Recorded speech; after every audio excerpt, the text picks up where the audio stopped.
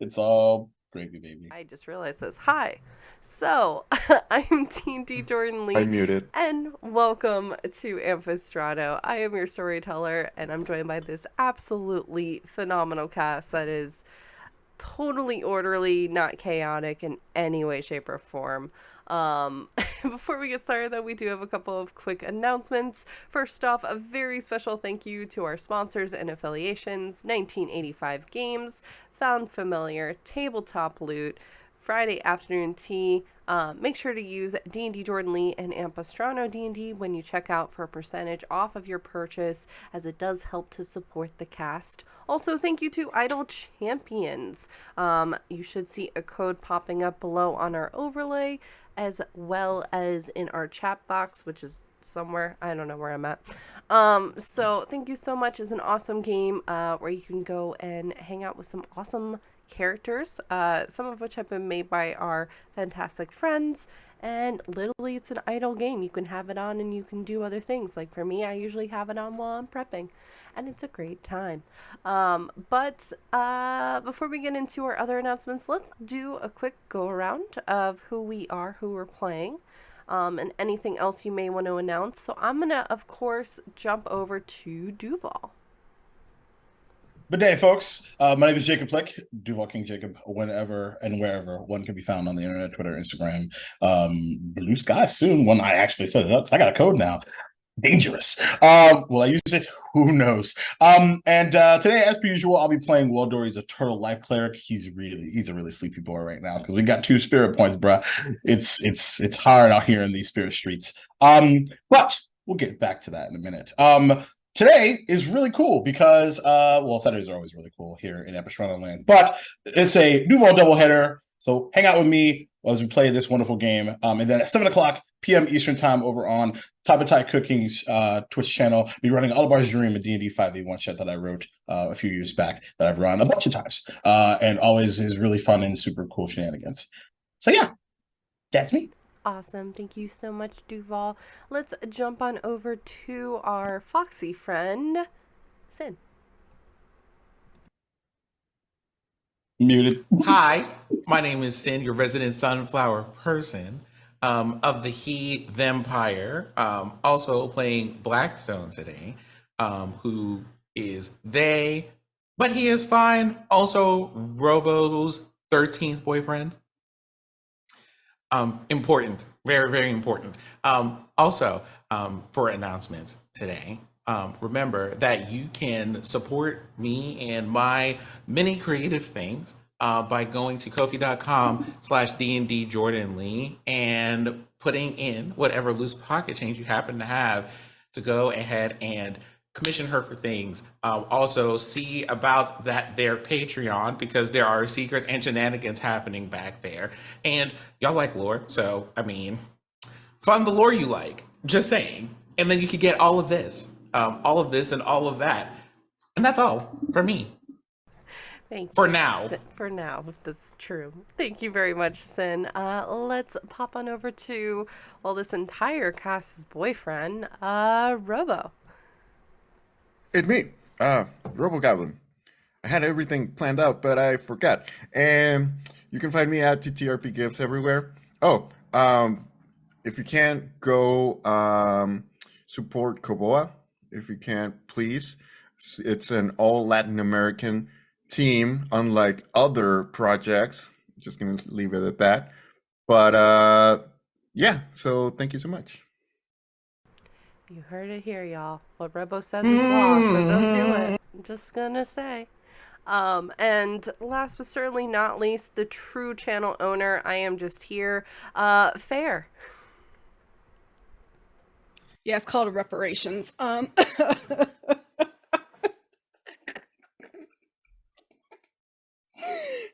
hi everybody. I'm Farron. I play Deodora Shadesun, your convalescing battlemaster fighter. Our pronouns are she, her.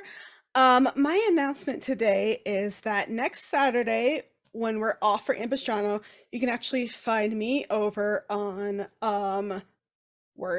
I think it's the Women of TTRPGs channel. Let me double check this. It don't say. Just follow Twitter. Follow people on Twitter for information. But we're raising money for the 1000 Dreams Fund. We will be playing Mothership at 6 p.m. Pacific. And it'll be a great time. We have an amazing cast. We've been doing slow rollout announcements of the players.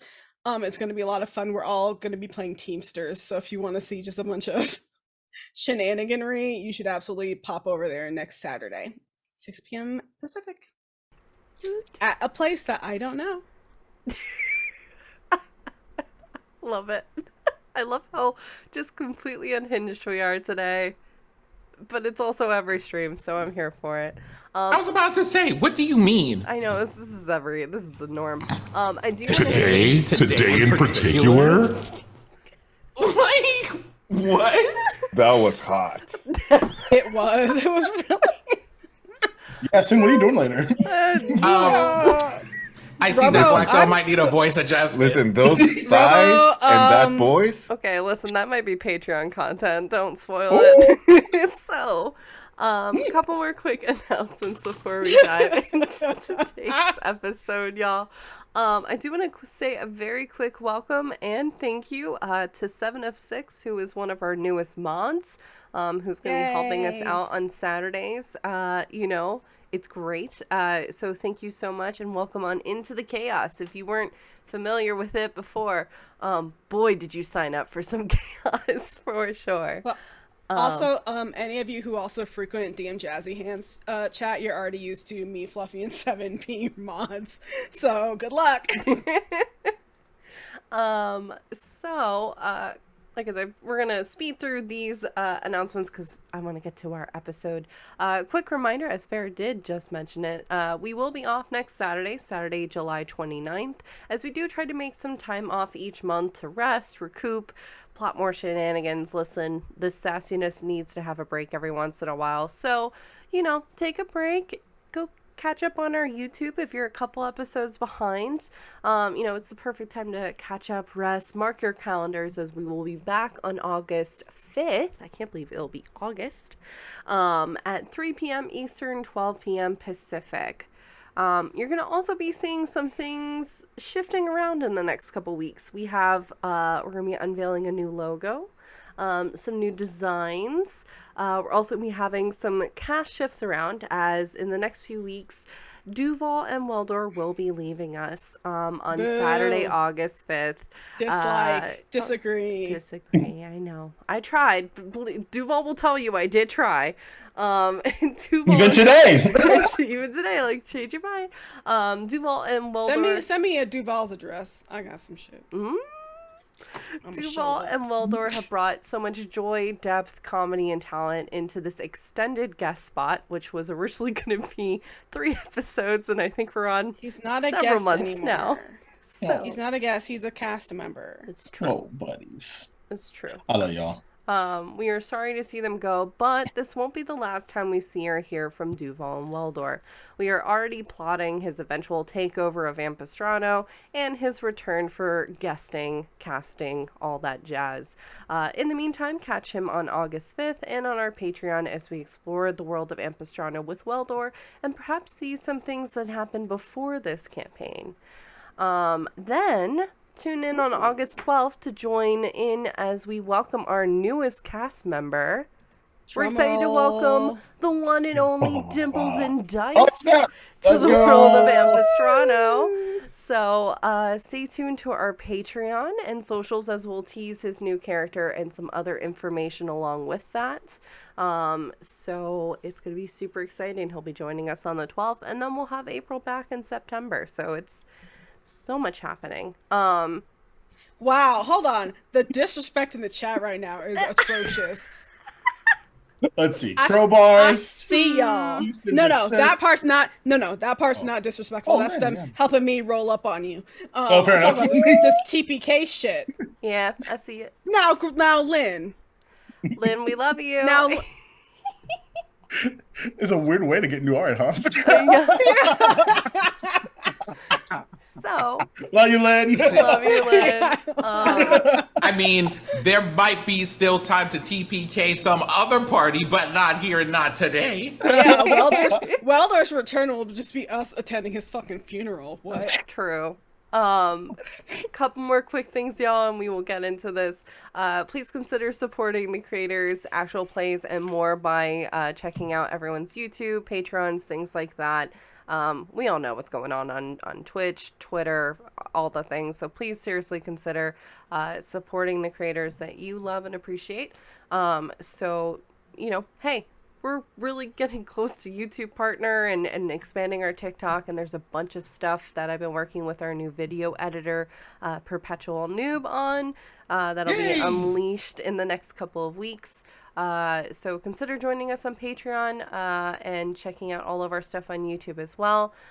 We update our YouTube we update our Patreon 3 times a month, and it does help to support the cast and people both on screen and behind the scenes as well. Special thank you to Sphinx 7, Mama Strange, Fluffy Snowfall, Chris Guinean, Buzz Lightyear, and Lily42 for your support. And hey, if you're watching this on YouTube, make sure to drop a subscribe, like, comment. It's free and it seriously does help us out. So, without further ado, without further shenanigans happening, let us go beyond the veil of Ampistrano.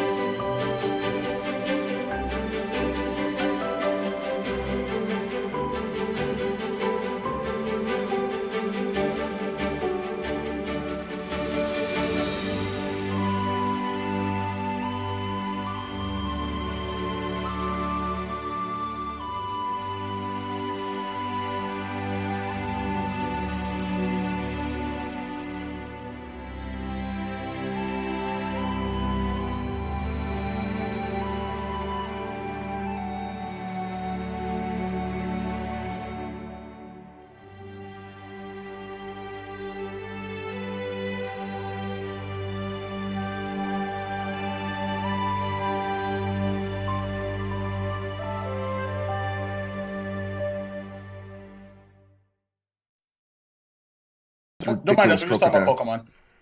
Sin. Welcome back. Beyond the veil of Ampistrano. So, How are we supposed to like play now? It'd be sad and stuff. we'll get there. Yeah, well, I'm sure. Yeah. So, when last we left our adventurers, I'm a fucking fan of that shit. the group had been exploring the dungeons and pathways beneath the Unitel on one sacred place for Felk, which currently... I'm gonna mute y'all. I need to read this. Lord.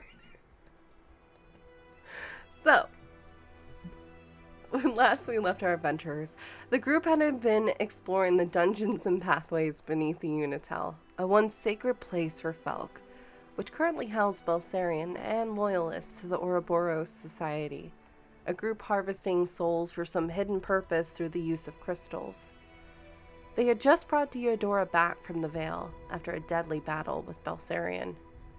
The group met with the newly freed guardian, Escala, who helps to protect the guardian of the Tree of Holo, who thanked them for their assistance in fighting the corruption and protecting the Great Willow Tree. Treading carefully, injured, and assisting the recovering Genora villagers, the group made its way back to the surface and met a small group of Felk rangers, who helped to bring the group to a hidden city, Felk Upon arriving, Deodora is swept to the hearth, along with other more serious injured members of the group. They were informed the Felkian leaders who, wow, y'all, struggling today because I'm also seeing chat pop up too. So, they informed the Felkian leaders as to what was happening down in the tunnels of the Unitel. God damn it, Duval. Oh, okay. I will fix that in a minute. I'm sorry. It's fine. Okay. Keep going. Okay. Upon reuniting at the hearth, Toby apologizes for going further in Belserion's downfall and states that the loss of Deodora impacted him in a very profound way. Aurea states that what they have gone through needs to be told personally to the Crossroads, and she must return home for a couple days for further instructions. A goodbye is given as each of you sleep. Some better than others, and that is where we pick up. Exhaustion, pain, weariness visit each of you in waves as you rest. For some, it's a full night of sleep. Energy spent emotionally, mentally, physically, and spiritually from the previous days and weeks of travel. Others are haunted by the images and scenes of statues, willow trees, and loss. However, regardless of where you slept in those states, all of you find yourselves slowly awakening from the comfiest beds you have slept in. The birds quietly chirping from above and around each of you. The sunlight peeking through portions of the roof overhead and from the partially covered window. Draped in front of the window are long curtains of moss and vine that shatter the sunlight into small flecks across the dancing across the wooden floor. In the window above is a small clear crystal in the shape of a heart, reflecting rainbows around the room as two brown spotted sparrows sit on the sill, quietly chirping you all a good morning.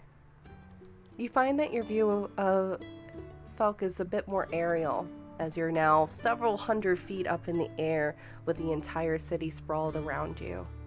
Trees shift in the wind as large Hyperion and maple trees move their branches swaying. It seems to go on forever, skyward and around you, creating a canopy of greens and yellows. Who's the first to rise?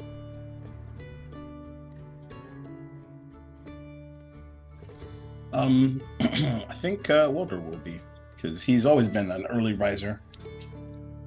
A little later than normal, maybe.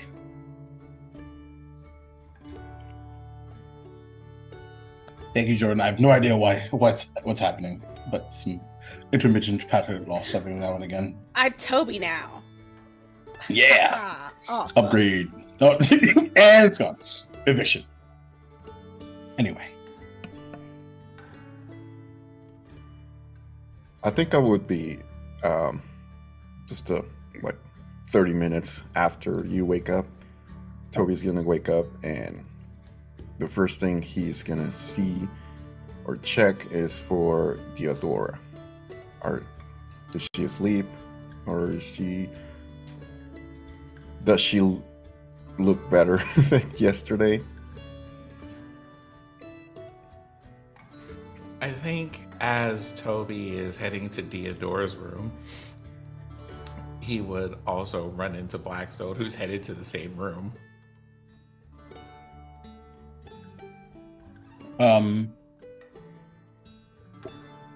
Welder's actually going to head to the kitchens.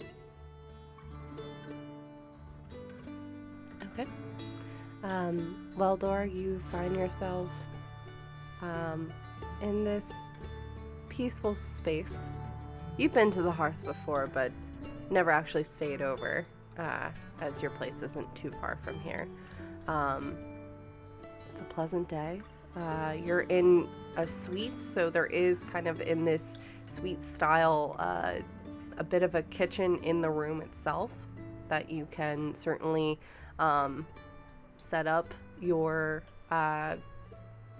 cookware in terms of what you want to do. There's a number of metal pots and pans, but a large number of things are, you can see, made with leaves and stones and wood pieces of that to help kind of, whether it be mugs, to plates. There's napkins that are large. Literally, they look like leaves that have been kind of pulled off of larger kind of willow trees and hyperion trees as well. So you have, it also has all the spices in there, salt, pepper, cayenne, all that jazz. Seems to be kind of replenished, but it also has a large supply of like tea and things like that. So you easily can do something.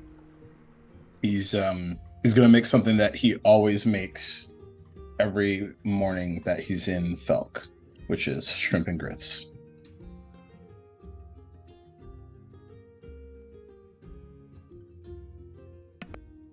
Okay.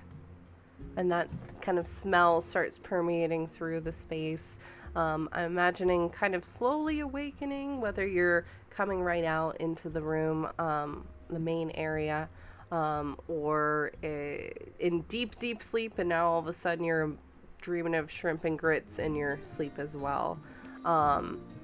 Toby, to answer your question, you do see Deodora. She's got a little bit more like energy, it looks like, to her. She looks like she's gotten a good night of sleep. Still a bit weak, but better than yesterday. You all have had that opportunity while you're still kind of processing things and what these last few weeks, if not the last few months, truthfully, at this point, have kind of been for you all. You're having that space to kind of take a moment. You're not having to rush off to battle. You're not sleeping on the floor in a dungeon. You're having that space where you can kind of relax. So it's kind of that like, that first day of vacation where you're so exhausted from and realizing how much you've been running around. But you are seeing that Deodora, probably you're very groggy, Deodora, but and a little sore, but able to rise, no problem. Yeah, I think that like Deodora, while being groggy, she's still there he goes. I think Duval's the BBG. Like not Welder, Duval. DM spot every time. So I think even though she's groggy, like she's never been one to like, she's not really the type of person who can like just sort of lounge around and like really, like she always needs to be doing something. So she's definitely like sort of up and like not really wandering around town or anything because she's in her room, but like maybe like just doing some light play with Sparky, sort of, and like, you know, just making sure that Sparky is also okay because he poofed out when I went down. So just sort of, you know, bonding with him and making sure he's okay. I think I said this last episode, but Toby slept on the floor right next to your bed. Mm-hmm. So when he wakes up, the first thing he says is Deodora. Yeah. Toby? How are you feeling? Well, everything kind of hurts, but I'm alive. Okay. Can I get you anything? Something to drink? Food? Food and drink would be great. All right, yeah. I'll get something for Sparky too. Thank you. Yeah. And he's just gonna find wherever the food is.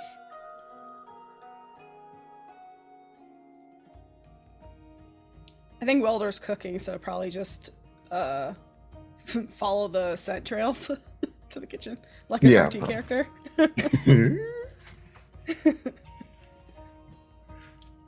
But he's just gonna find you like a plate and something to drink and some I don't know, something to Sparky too.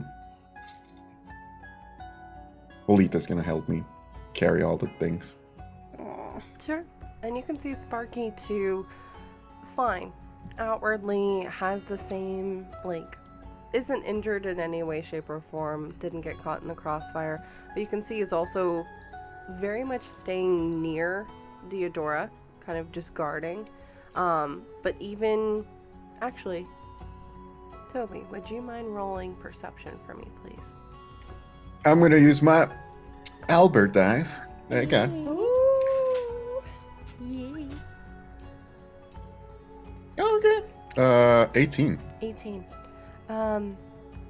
You can see very faintly there are these kind of golden flecks that are kind of moving off of Sparky as he's walking around the room. Again, Sparky is a miniature blink dog, still very much a puppy, but it almost looks like there's not necessarily ash, but just these kind of almost fireflies coming off of his feet as he's kind of walking and kind of trailing around. You can tell that probably whatever has happened and conspired beyond the veil is having some kind of impact. He's fine, he's not injured, but perhaps seems a bit more sure of himself than he was before. He's not as, like, flamboyantly jumping around the room. He's very much more guarded and serious than he has been. Okay. Is this the first time I've ever seen something like that? Yes. Specifically with Sparky, yes.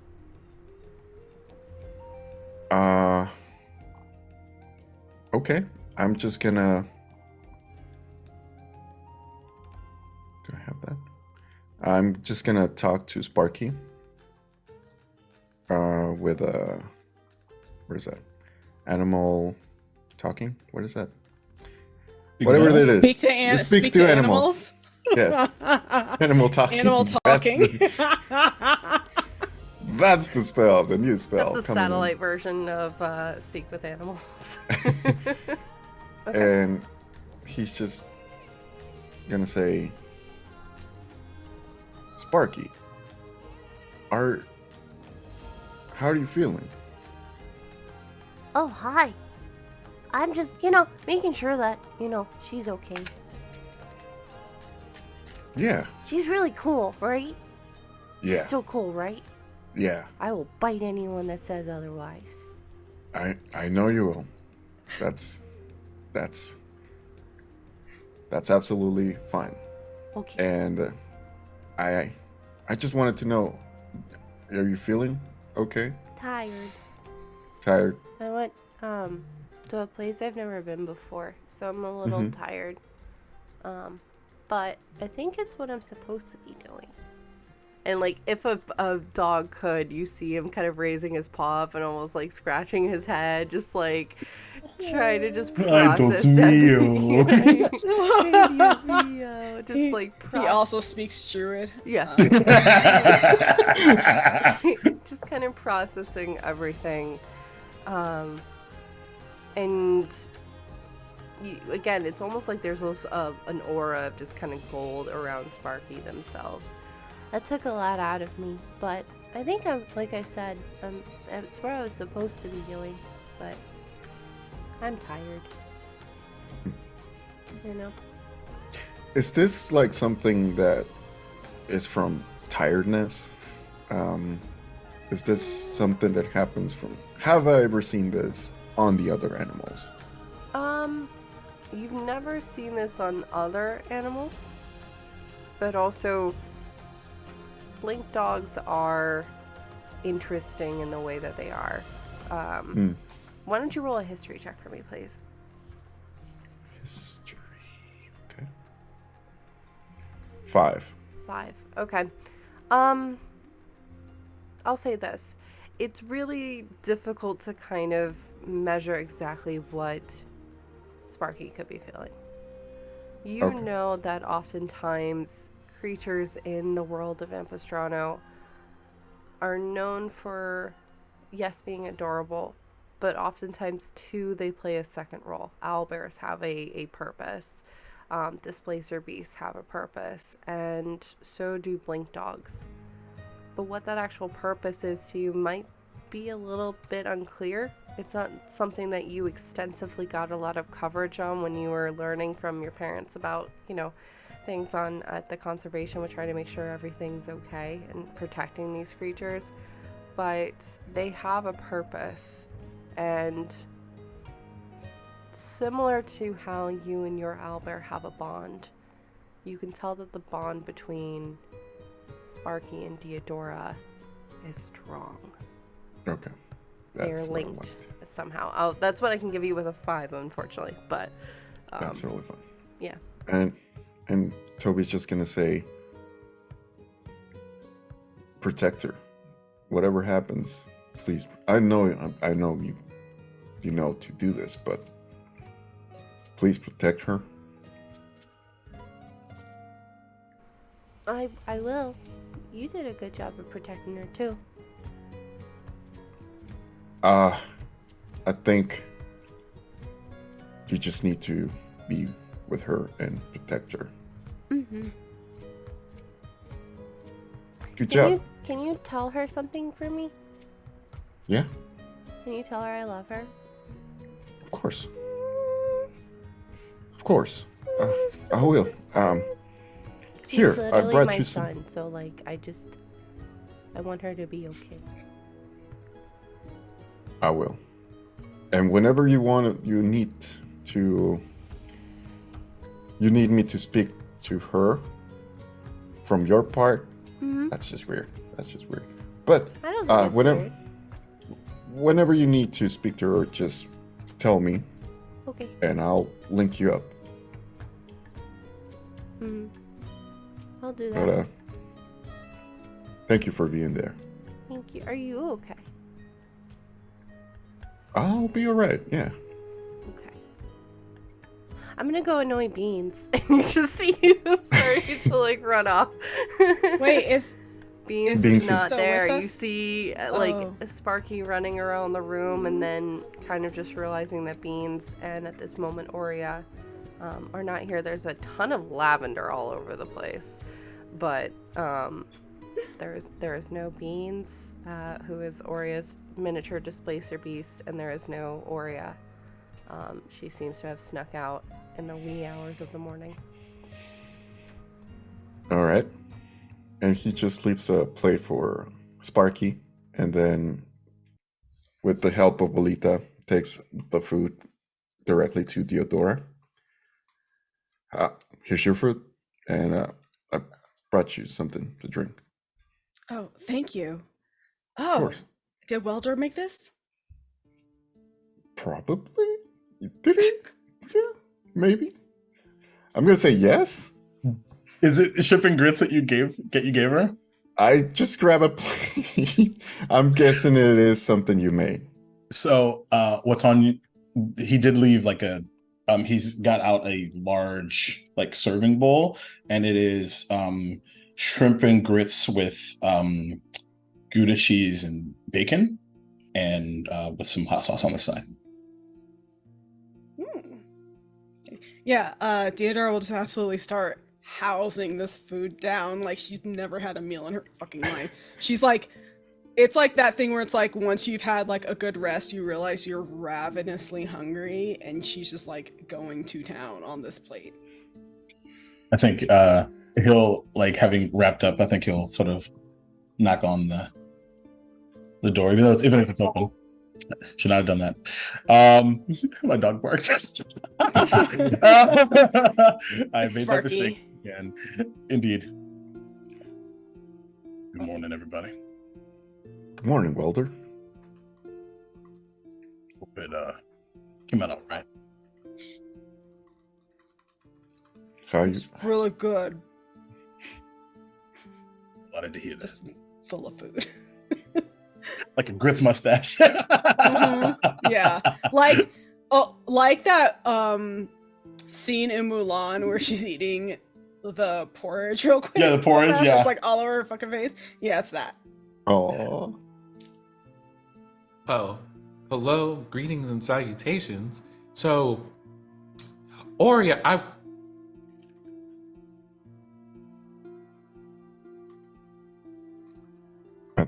and like Black Soul starts counting people. I was gonna ask. It's unlike Aurea to miss breakfast. Did she Uh, go out somewhere uh, early for training? You see, like, Deodora finally sort of sets, like, her fork down or her spoon, whatever she's eating. I don't know. I don't eat grits. So I'm like, how do you eat this? Spoon. She puts down her, okay, she puts her spoon down and she's like, oh, well, Oria had to leave. She had to go back to her school to check in with her advisors. She hasn't been doing so lately because of everything going on, and she had to go back. But she's coming back. She's coming back. She just had to go away for a few days. Oh, so she won't be back today. No, well, she said a couple days, but in Oria time, that's like a few weeks. And I think time is a little different over there, so what's a couple days to her might be longer for us. Oh.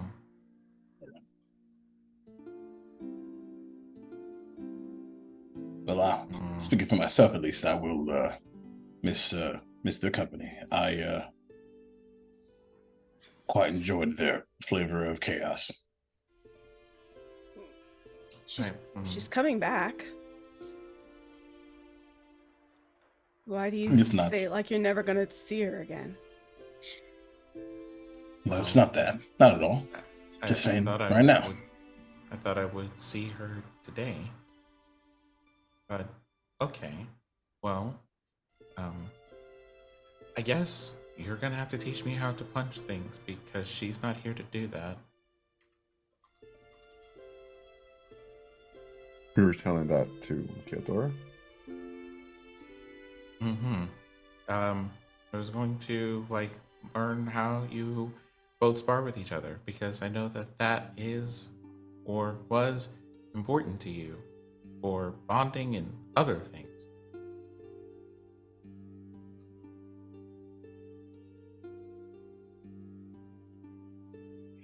Well, I have all of you. And that's enough for me. And she's coming back. It'll be fine. And, you know, like, Blackstone, you and I can do hunting and training and stuff, and Toby, maybe we could do the same. And I don't know, it's fine. It's fine. Well, speaking of being fine, considering what you experienced on the other side, are you fine? It's not the most delightful experience.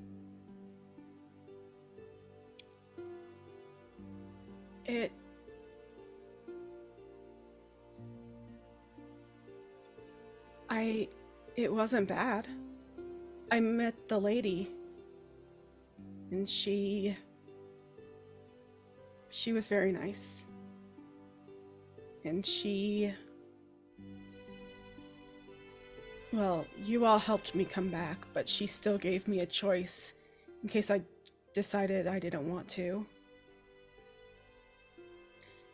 I don't really know how to feel about it just yet. I don't know if I don't know if it's sunk in. Maybe it never will.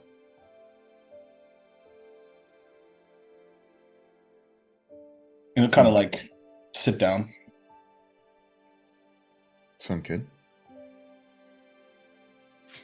That I died. Oh.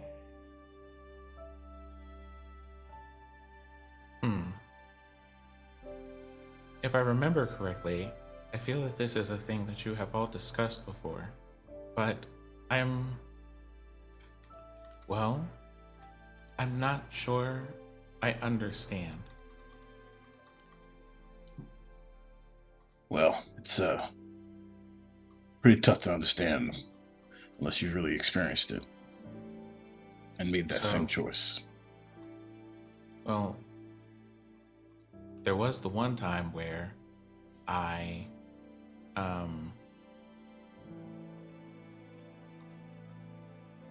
I suppose the best way to say it was I passed into another place for a while, and there was an elven lady with long hair who said it wasn't yet my time to go and sent me back to all of you.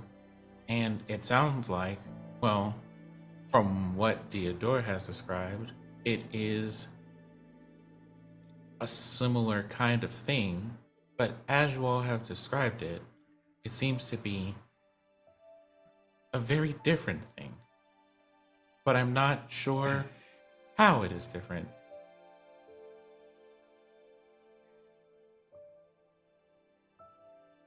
Well, speaking from my experience, at least, it was oddly peaceful and very beautiful.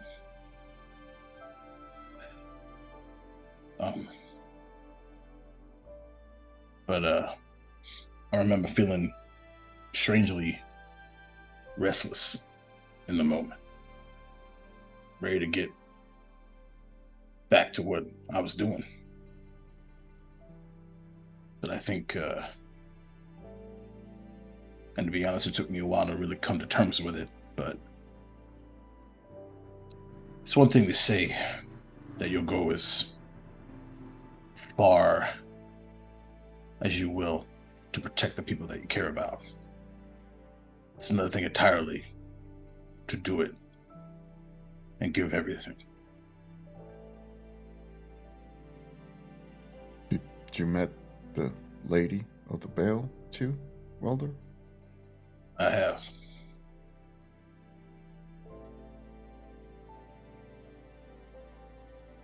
It was a long time ago, though. About 40 years, give or take.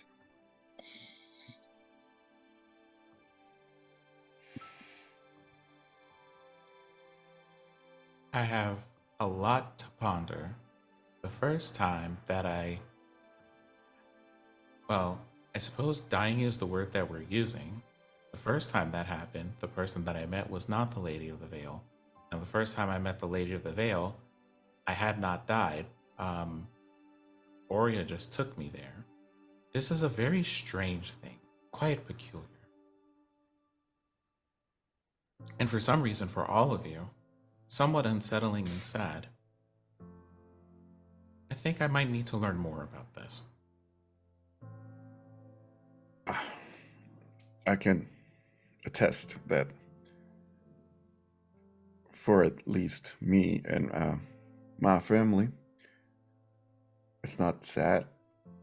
It shouldn't be sad for us. We actually have a day where we celebrate the passing of people. And it's in our belief that we will meet them again. And for that single day, we connect to them more deeply than we did when everybody was alive. And it's a tradition that has been passed down from generations, but it's interesting that although we feel sadness in our hearts, that day we can turn that into a celebration of their accomplishments in life. And just feel this bittersweet feeling, but in the end, that's where we're all headed, or that's our belief. I suppose it's kind of like having a going away party for your friends. Yeah. You can prepare the foods that they liked, set up toys or whatever tools they wanna or they liked when they were alive, the books they liked to read. But for that single day, it's a little bit calming and not much sadness. It still hurts though, but for that day, for that entire celebration, it's about them. And it takes a little bit of the sadness away.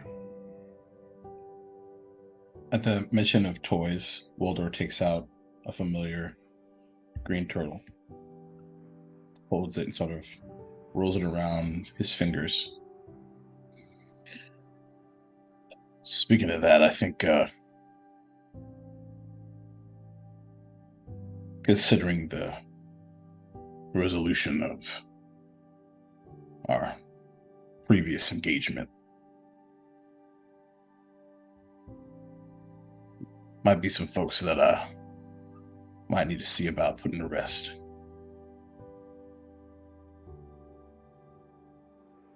But Toby, if you wouldn't mind, sounds like a lovely tradition that maybe my people might, if you don't mind sharing a tradition with an old backwards ass looking swamp village.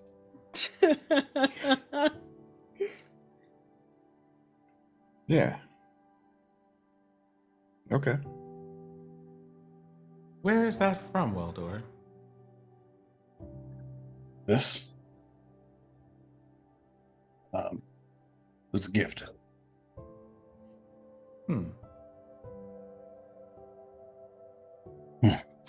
From where?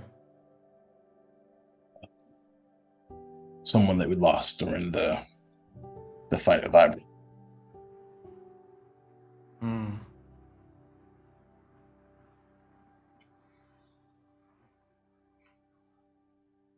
Apparently it was something that they were hoping to give to me.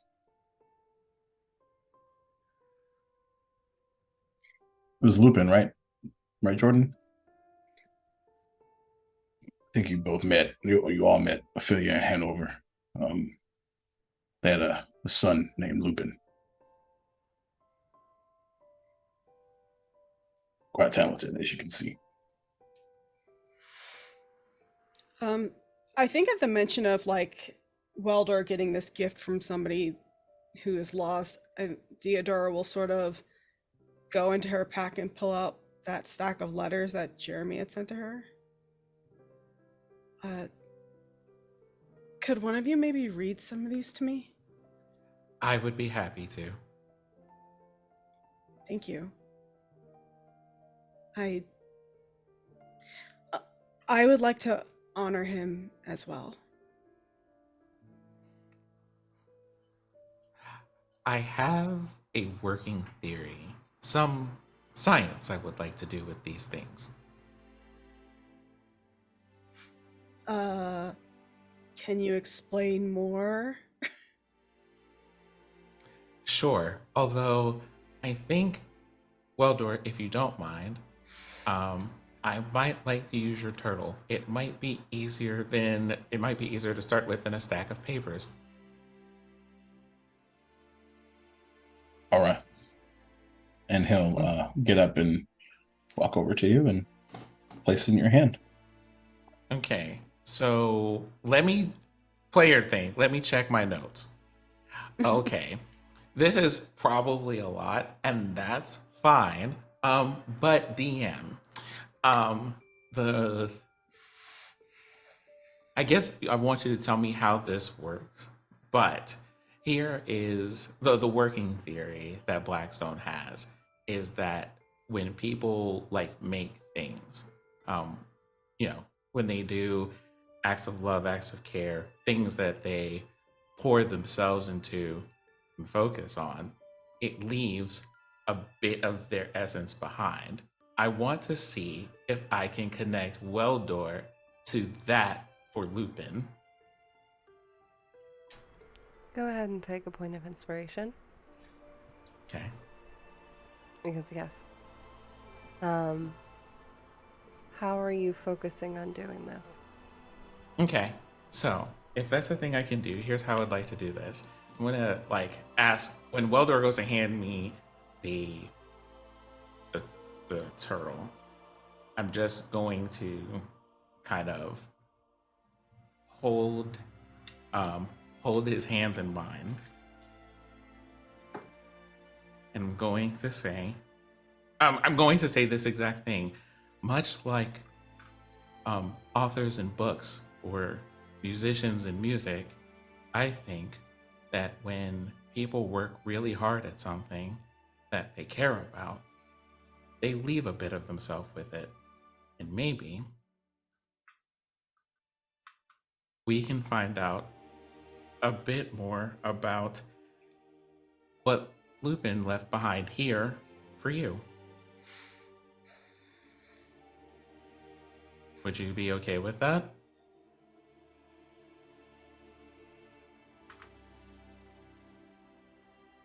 Okay. I would be. Okay. Well then, let us science. Oh, science away. So DM, what do you need for me to do this? So, let me ask you this, Blackstone. Mm-hmm. How were you planning on trying to connect the two? Mostly the only way that I know how, which is a combination of both spirit shenanigans and telepathy. Okay.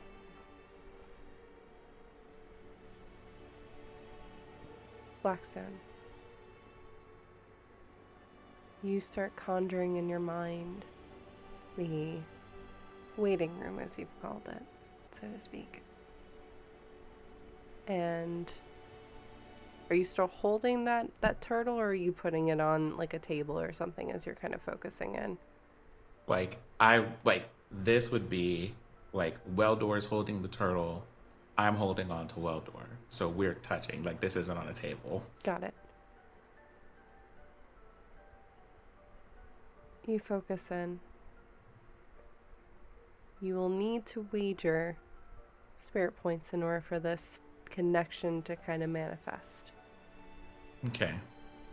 How many are you willing to offer up for this? Everything does unfortunately come at a cost. I mean, that's fine. If it kills me, it kills me. It's cool. I'm gonna put 3 in here. Don't you say that. Lessons not learned. The Okay. Ampistrano story. Okay. Weldor, can you make a spirit check for me, please? Sure.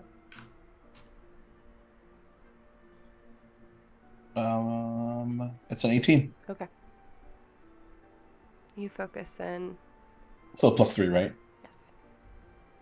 You focus in, and your vision, even though you're kind of still in this room, in this central area of the hearth, it's like you're being pulled into a daydream. You see around you, vibrant as you remember it, not it destroyed, not it ruined, but in that time, that little pocket of space before everything happened, before everything fell. And you feel for a moment, everything seems real. This is probably the most real daydream that you have had. Blackstone, you're watching this as well, but you're kind of watching it from the space of that waiting room, so to speak.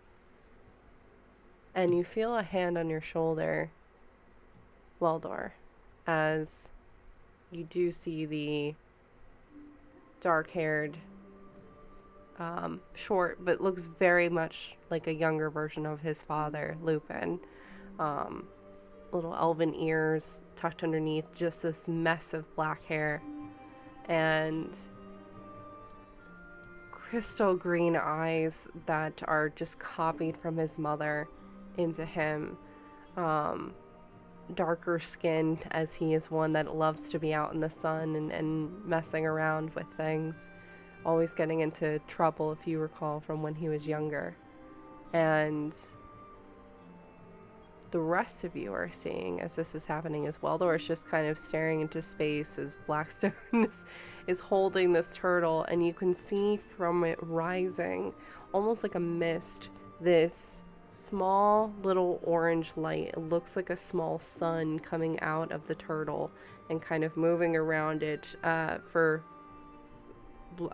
Toby, it looks very similar to what you were seeing happening when you were doing the revivification ceremony for Deodora. Deodora, this is your first time kind of seeing this, and it's this spectral kind of orange orb, just kind of almost dancing around in orbit, this little turtle, and every now and then kind of moving up Blackstone's arm to Weldor and then back as this is kind of happening. Weldor in this space. Lupin's fine. He's not injured in any way, shape, or form. He's healthy. He's just as you pictured him all those weeks. Dang it. He's so sad. I literally thought you were so focused in.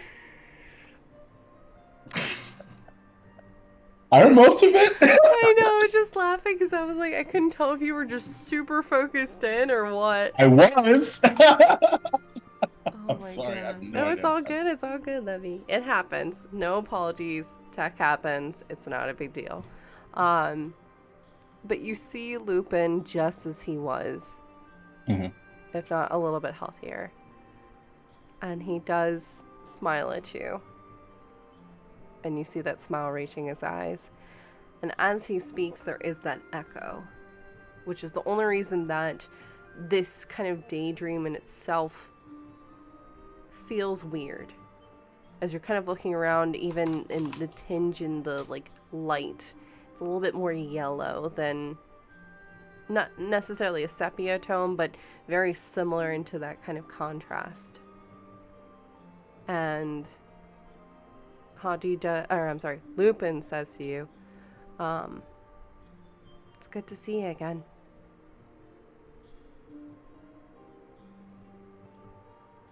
I think he just is bewildered for a second. It's great to see you. Why do you look so sad?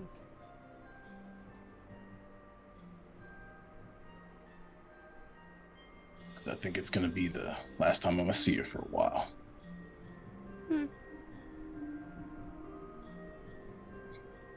But it doesn't mean that I'm not there. Nah. That's what's funny about loss. It really starkly confirms the connection that you have. It's true. If you really think about it, we're all kind of moving around in our own galaxies, with stars coming in and out. Hoping to reach an orbit with others. You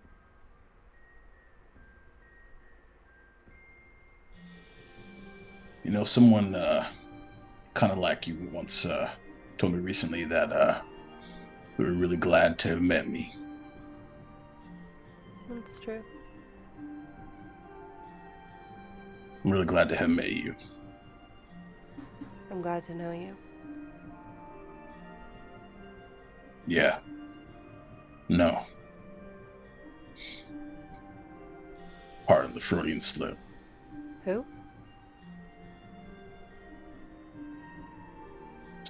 Maybe I'll teach you one day. And at that I'll moment, give you this idea anyway. well,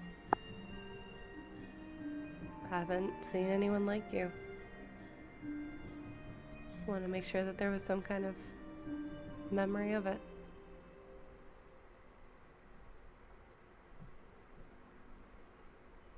He just nods. Thank you. Don't know what I did, but you're welcome.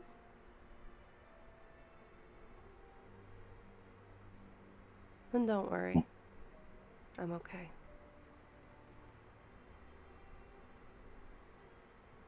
I know. That's why I'm not worried. I'm one of the few that didn't get captured, is all I can say.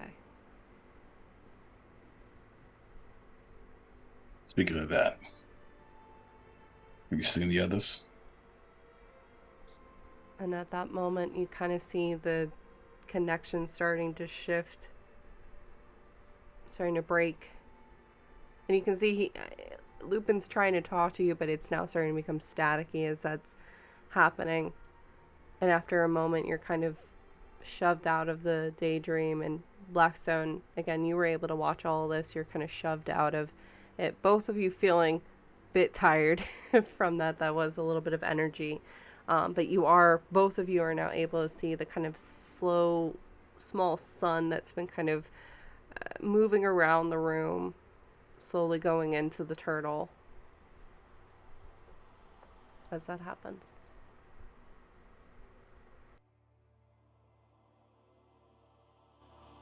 No. That was mighty nice, Blackstone. Blackstone doesn't say anything for a couple of seconds.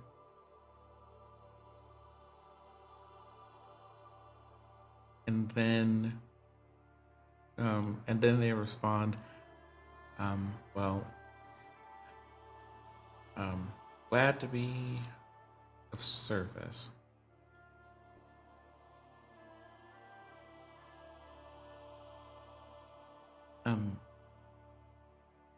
And then Blackstone would pull out the pencil that Aurea gave him as it was broken and use mending to fix the pencil. And after restoring the pencil to its previous form, immediately breaks the pencil and then repairs the pencil. And y'all just like watch him do that like a handful of times. Like he'll just break the pencil and then, being very careful, like not to have bits of it flying everywhere, just repairs the pencil. And you can sense mending is So your way. and then I explained to everybody, well, I think everyone expresses this differently, but I am very much in need of things to repair, and Aurea left me this, so I think I might use this to help with things. I don't know how to explain it except that the adventures of the last few days have left me in need of calmer things to do. I get that.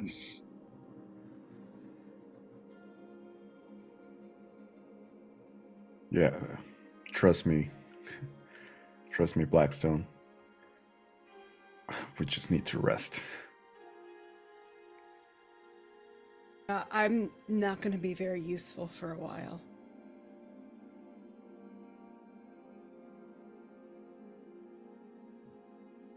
Useful? You almost died, Theodora. Yeah, that's what I mean.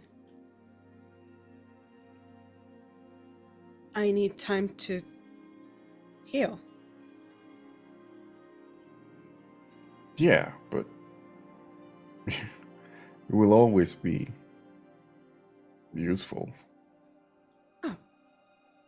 Well, thank you.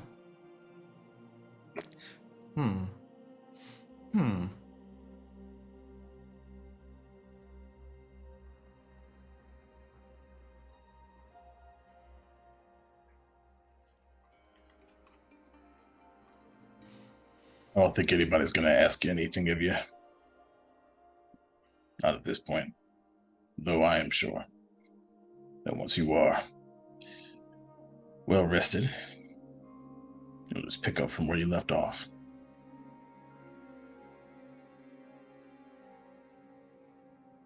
I mean, I don't know. I mean, I do have a choice in whether or not I want to do that. But at the same time, we can't just leave things as they are. So, yes, I will pick up where we left off once I can. The joys and pains of knowledge sometimes.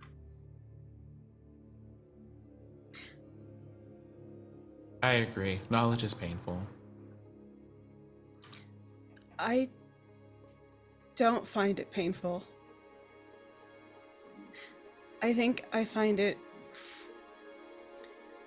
it's freeing in a way to know the things that are going on and to still be able to make your own choice.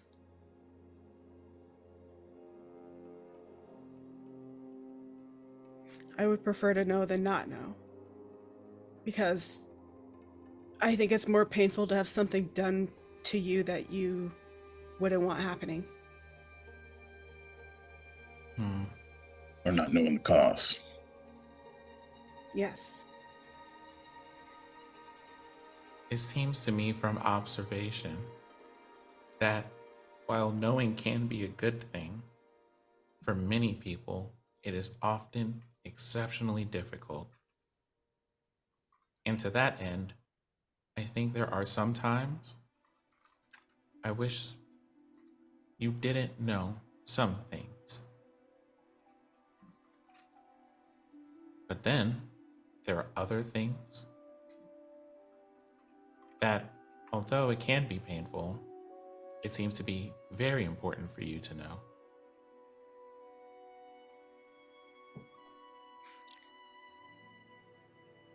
What is that saying? Knowledge is power? I feel more powerful when I know things. Well, certain things. Reading, I don't think is important. Knowledge is power, huh? I don't know. That's what I've heard. On the one hand, I suppose that's true. On the other hand, I suppose knowing that we were eventually coming for him didn't save Belserion. So, I think knowledge can be powerful sometimes.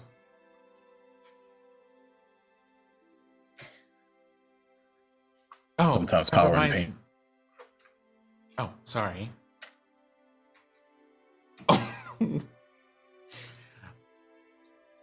Did Duval freeze again? Yep. That's what I love. So that reminds me. Pensive. Speaking about knowledge, Theodora, would you like me to read this letter for you? Oh, yeah, you don't have to read the whole stack, just maybe one or two. I would be happy to read the whole stack. I don't tire very easily, especially from processing information. It's fine. Sorry. Oh, well, I don't want to... If you're not busy.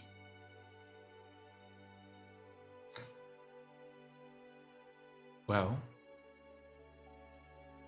I believe we have all agreed that this is definitely a day that rest is important. And besides, all of you are very important right now. And for me, probably more important than resting.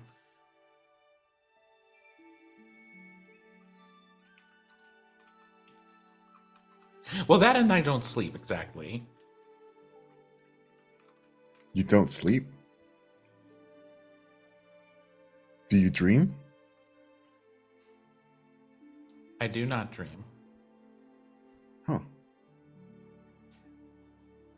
I do sometimes travel places, but they are, well, I suppose, in a sense, actual places, and not imaginary places. I don't know if this makes sense, but one day, maybe the next time that we go to sleep, I'll sleep in your room so that you can observe how I suppose, sleep. I don't know how to explain that to you either. Okay. Yeah. I'm curious. Yeah. And I pull a bit of the stack of papers off, just one of the letters from Jeremy, and go, well, I suppose if you all don't mind, dear Dora, I will read this. Okay. She like Okay. sits like a kid at reading time, just in her bed. Dear Dora, can you think, I would like you to imagine very carefully, if you can, what Jeremy looks like. Okay. Or maybe a time that you have talked to him about something. And what I'm going to do is use telepathy to watch Theodora's thoughts as she's imagining a conversation between her and Jeremy. And then I'm going to use that to replicate this speech as a visual thing. I think what conjures up in Theodora's head is her and this halfling sitting in a courtyard at the barracks in Allegris, having breakfast and chatting. Okay. So, I take that memory and what I do is create that memory or recreate what that scene looks like with Jeremy sitting there, but without Theodora in that picture and with him writing at the table at this place in Allegris. And I'm going to use silent image to make that. So we get holograms, right? And it just says, Dear Theodora, not sure where you are in Ampistrano, but I hope you're well. It won't stop raining here. It's been years, but I can't stop thinking about all the times you and I would goof off in the dorms. Whether it be me keeping you up at night with me having way too much to drink, or you perhaps banging on the door, making sure that I was awake before check-ins. Truly, it's been so long since I have talked to you, but I've always wondered where you have ended up. I'm sure that at this point, you've risen high within the ranks and are now commanding many that know better to listen versus arguing against you. Things have been okay here. I actually like it here in this kind of small town in the middle of nowhere. There's some kind of peace to it that I get the opportunity to think about my life and where I want to be. It's definitely given me some opportunity to, not only be a Crown's Guard, but to pick up some other hobbies. There's this one guy here named Meldor. Has some really good tea. I'll see if I can maybe send some along. It's just peaceful. I think so oftentimes we get lost in what the bigger picture of everything is, that we don't take those moments to really think about, well, ourselves, what we're doing in this space. I don't know. I don't know if maybe it's the weather that's gotten me all nostalgic or what, but there's some weird things that are happening here. I'm unsure of what this may mean. It could absolutely be nothing, but it's something that I have been worried about.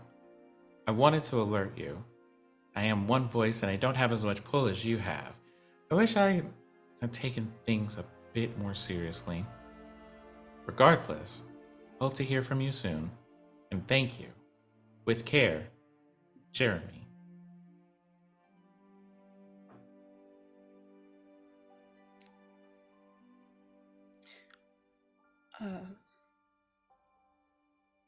I think Theodora doesn't know how to respond to the...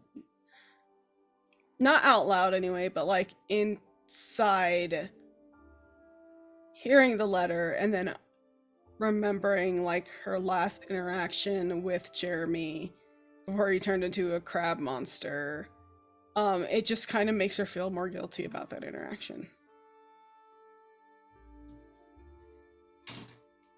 You just hear from Weldor. Didn't know we liked my tea that damn much.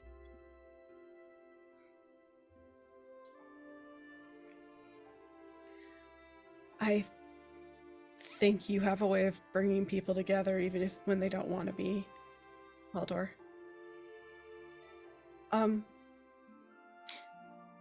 Blackstone, could you read the last letter? The very last one that he sent? Yes. Well, let's see. And Blackstone unfurls the letter, and there is another projection of Jeremy sitting at the same table. I think with this one, looking a bit more haggard. This is the last letter, and Blackstone, you can tell even with the writing, it's nowhere near as neat as what you were seeing with the first letter. First letter had the perfect kind of scrawl across. This is like going sideways down into this tangent. So it's actually one of those, it looks like a cascade of a waterfall of black ink. So treading down what the you would, page. I think what everybody would see in the image is that as Blackstone reads the letter, the silent image starts distorting to kind of match the erratic nature of the lettering on the page and the mood of what he's writing.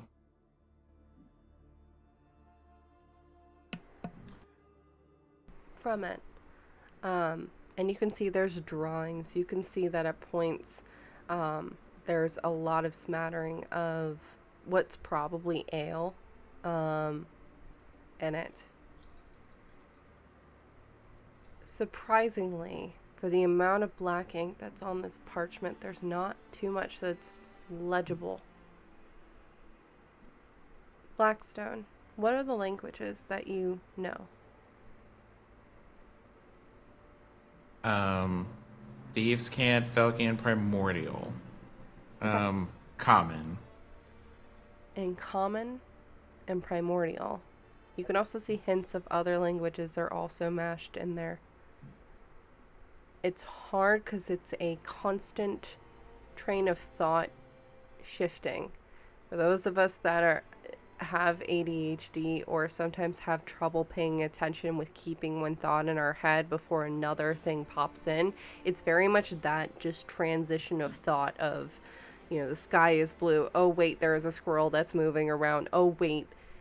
Okay.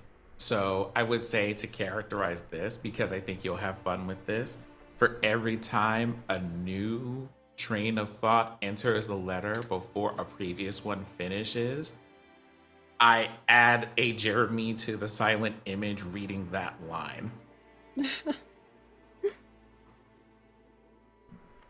The actual letter itself is hard to make sense of, so I'm going to give you the abridged, kind of broken down. In it, there's a lot of nonsense scribbling, made-up words, anger, frustration. In Common, you can see the words of, what have I done? Why are you ignoring me? Did our friendship not mean anything? To,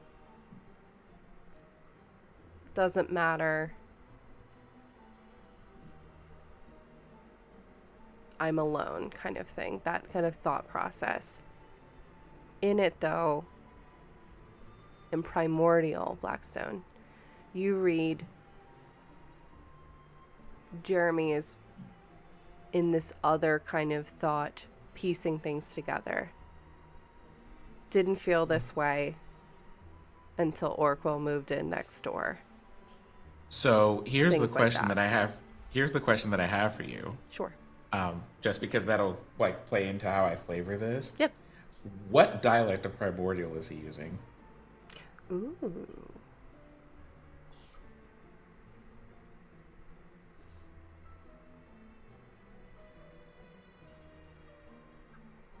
It's hard to pinpoint one. It seems like it's a blend of Okay. like water related and air related. Okay. So what happens is, in the middle of my reading, I pause and I go, there are parts of this in, well, it seems like multiple languages. I don't know if this image is going to be enough to convey those things. So give me a moment. And I switch from using the silent image spell. I kind of dismiss that. And that energy instead goes into me using telepathy. It's the same thing. So you just see multiple Jeremys writing all of these things, but then like the lines of the letter are getting muffled, and you can hear like what sounds like the sounds of the sea. There's wind and water happening, and in the wind and the water you can hear a voice that sounds a bit calmer as Jeremy's logically trying to put things together about why things are happening the way that they're happening. And that calmness of voice and the wind and the water sound completely different to the erratic nature of multiple Jeremys across the background writing and talking about all these other things and writing really angrily and aggressively onto their papers and breaking their writing utensils and having to pick up another one in order to keep writing.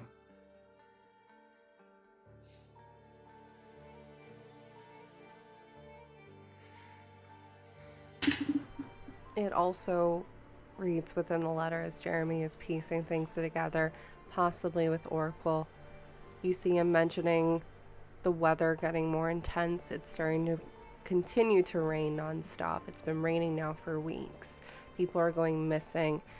There's drawings, there's symbols in it. Blackstone, you're seeing possibly Felkian. It's hard to see. There might be some other presence of languages in there. It's an overload of information. And amongst this, Jeremy seems to be trying to fight to kind of stay within himself and knowing who he is as he's being overloaded with this information. You do see, though, one of the very crystal clear lines in common is the note saying, D, I need help. Vibrant needs help.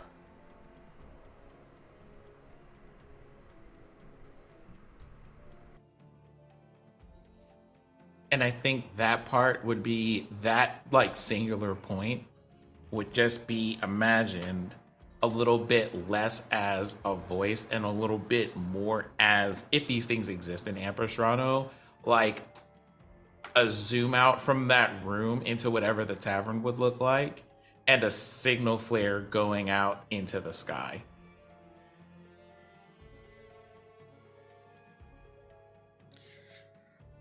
I think at this, at first it was, the beginning of the letter, like those kind of the parts that were in common and like, very angry, really made her feel a type of way, like made her feel sad and also angry that like these letters were kept from her because she could have helped. But then hearing that Jeremy also knew that something wasn't right, and like that his feelings were, somewhere inside he knew that his feelings were irrational, makes her feel, she feels very conflicted because it makes her feel better, but I don't know if she also feels guilty for feeling better about that. You know what I mean? Like almost like a survivor's guilt sort of thing, like even though you understood the fact that I was too late to help you, hurts. And the fact that our last interaction, even though it was outside of my knowledge to know that there was something wrong, still hurts, and I still feel guilty for saying such harsh things to you when you were going through something so terrible and terrifying. And that's how she feels right now. And then when I get to the end of the letter at the bottom, the whole scene goes quiet. And then you see like a small like shape starting to etch itself into the foreground of all of this. And the etching just turns into like the etching eventually makes the Ouroboros symbol.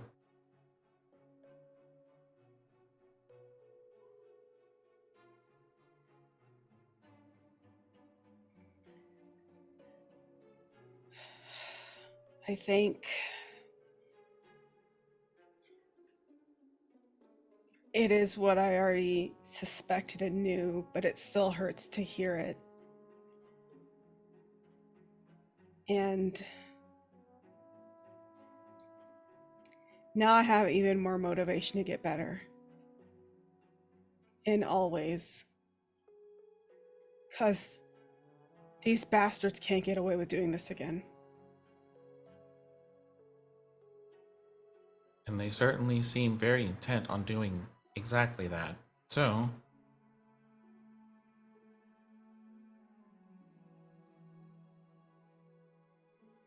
Well, I suppose then I will have to show them why my mother constantly calls me stubborn.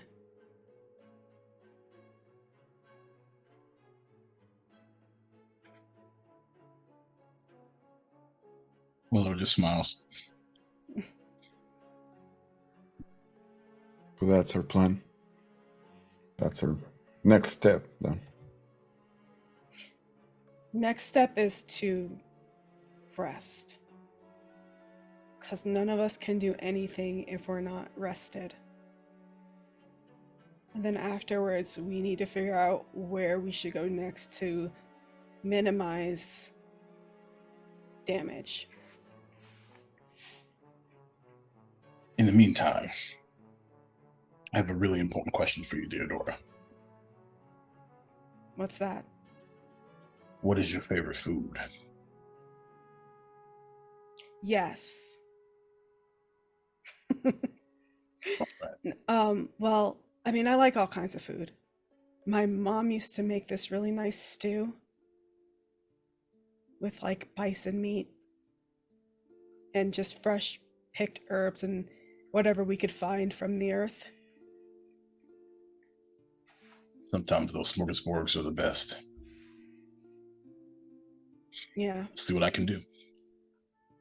thank you.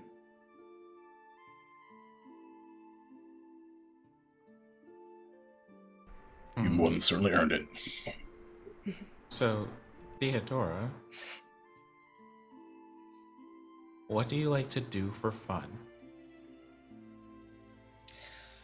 Well, I like to hunt. I like to draw maps.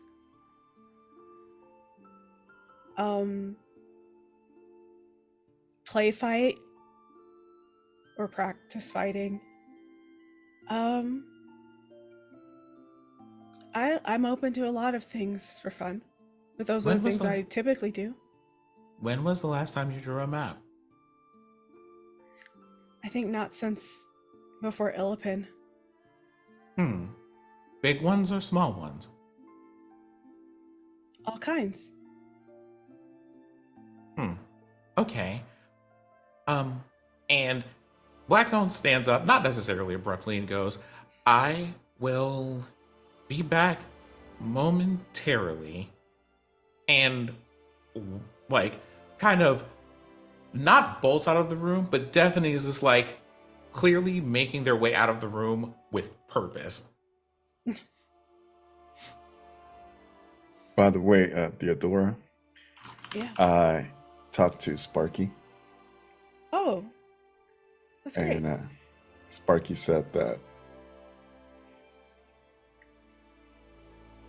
I love you, and you're Sparky's son.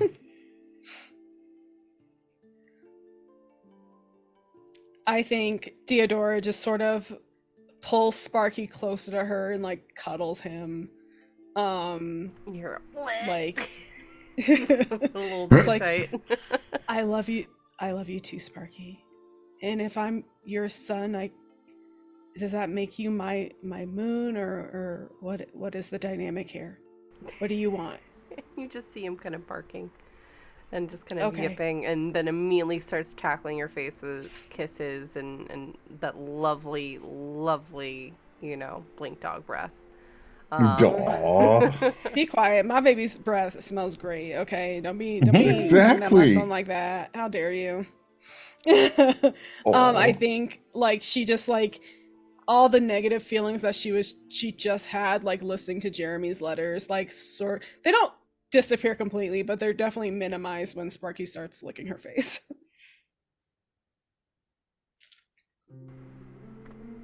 Well, then. We'll On stay. to the next. Oh, go on, Robo. No. Sorry. Toei's just gonna say then. Let's all rest up for a bit then.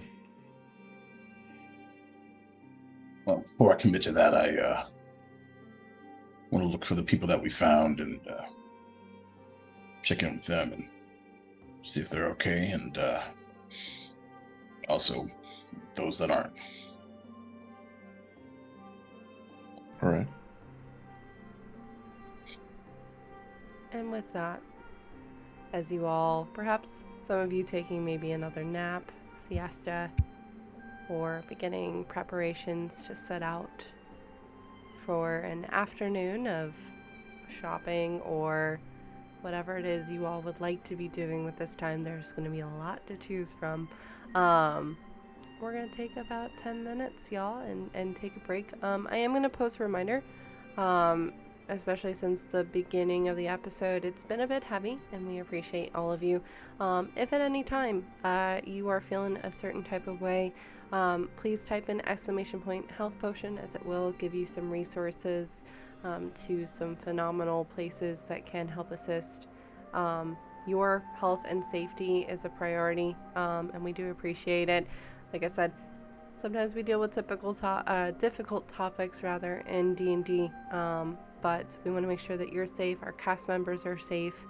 So just want to do a quick little reminder. So we're going to take 10 minutes to stretch, shake it off before we're about to have probably, I guess, a Barbie movie in terms of you all shopping and doing things for the second half of this episode. But thank you so much, and we'll be back in a few minutes. See you in a bit, y'all.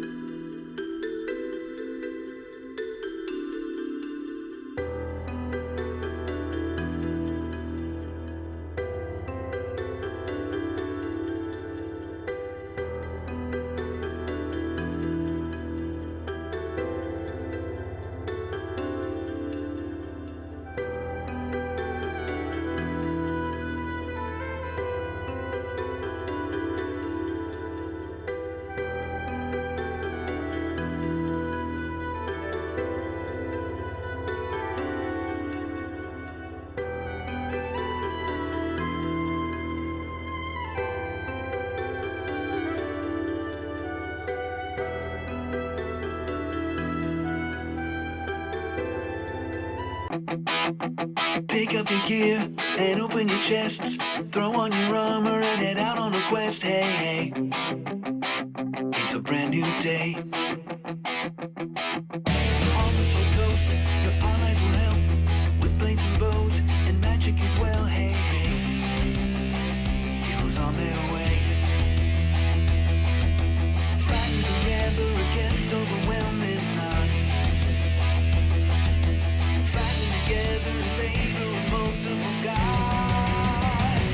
Idle champions of the forgotten realms. Idle champions, adventure never ends. Idle champions, hit your wall and there. Idle champions, you was it again. Idle champions.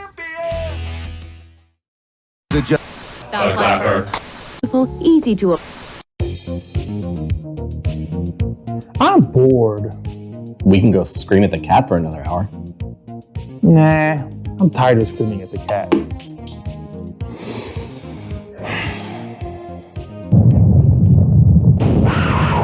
Shut up with that! Be bored no more with 1985 games. Enjoy their vast variety of products and help bring your tabletop to a whole new level.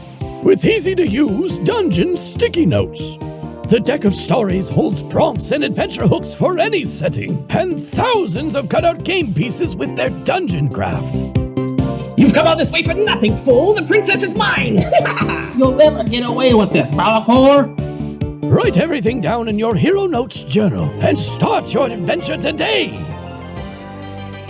Visit the World Wide Web address 1985games.com and find many helpful products such as their Dungeon Craft series, battle maps, deck of stories, miniatures, dungeon notes, and now VHS dice. Again, that's 1985games.com. I am going to use my move action to calmly walk right out of the door of the house and into the street. Okay, he's blocking the door frame, so. Oh, that's fine. I'm, something. Let's just have this moment since they're talking. And be like, excuse me, I'd like to step outside, please. Roll persuasion? Like, oh my god, amazing. What is happening? Yeah. Persuasion, you said? Yeah. That is a 19 on persuasion.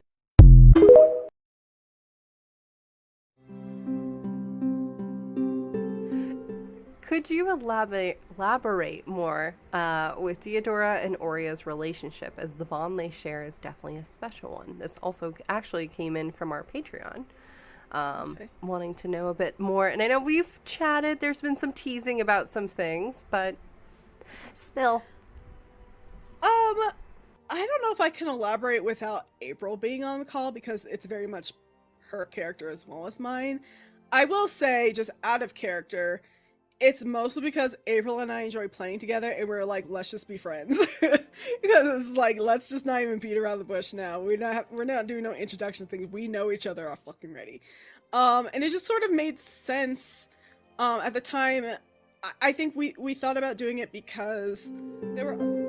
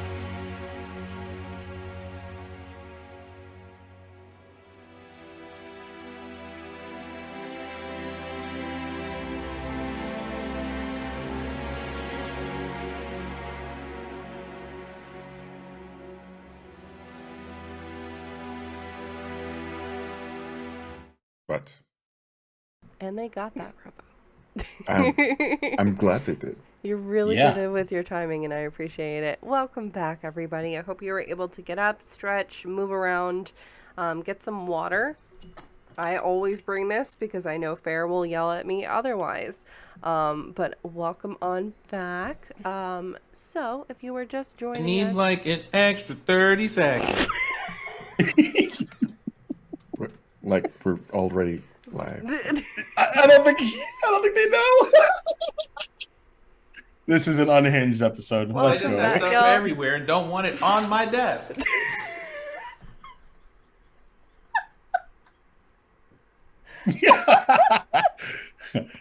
Sadness, ridiculousness. Ridiculousness. I know. Ampistrano. The range of this group is just so good. But welcome back, as well as we just got a lovely little comic relief from the wonderfully lovable Sin. So thank you for that.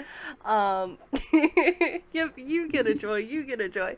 But anyway, so if you are just joining us, we've had a little bit of a heavier episode as the group has been kind of coming to terms with some of the things that they've been through in the last couple of weeks, if not a couple of months. Spoke a bit about death for a little bit. Went through Blackstone worked to connect both Deodora and Weldor to people that they have lost, whether those people have actually moved on or they're stuck in some kind of situation. And the group, as we were ending the first half of this episode, were making plans and plotting with what they were going to be doing for the day. All agreed that they would be doing resting of some sort, but that doesn't mean that they have to stay in bed all day. Although that is a perfectly reasonable response to what they've been through as well. But we're going to pick up as Blackstone has just announced that they would be stepping outside to perhaps pick up some supplies. And that is where we pick up. As all of you just see Blackstone kind of getting this idea quickly and then heading out the door, almost slamming it. Actually, how would you exit, Blackstone? You seemed pretty impassioned as you were leaving. I was like, I just opened the door like quickly, like quiet, because that's, you know, like quick and quiet is what Blackstone does. So I'm just like, I'm up and I'm out the door and I close things as quietly as possible. Like everybody can see Blackstone leaving because they were not sneaky about it, but it's not like they're slamming doors. It's just, oh wow, well, okay. Like, you know, seems like they have a place like they're trying to go and things that they're trying to do. Blackstone, you're probably hearing a few of the others from the opposite side of the door still just processing that you've left at this moment. Toby, Deodora, Weldor, is there anything you want to do before you lose Blackstone to Felk for a bit? Yes, sure. Let's go. Theodora doesn't want to be in bed all day. Like, she is tired, but she's also feeling very restless because she's used to, you know, running around and doing what she wants to do. Yeah, Toby's gonna follow Deodora and just because Toby's just curious about the city and doesn't know anything about it. Sure. Does Deodora follow Blackstone immediately, or is it a couple of minutes later? Probably a couple. I don't know if she's necessarily following Blackstone per se, because I don't think she knows where Blackstone is going. He's kind of left the room. Was like, I'll be right back, and it was like, okay, great. And so maybe I think, like, you know, she after a while she like gets up. She's like, I kind of want to walk around a bit. And so maybe it's that they run into, like, she runs into Blackstone on their way out too, or something. But I don't know if she's necessarily following Blackstone specifically. Unmute myself as we set the scene. So Blackstone, you find that you all have, the room seem to kind of shift and move. So as you are kind of have been talking about wanting to head out, you found that even though your view of Felk is from a very aerial area, you're easily about 100 to 200 feet up in the air with that like little window to kind of view and see everything. As you step outside, you find that you're on the main floor of the hearth.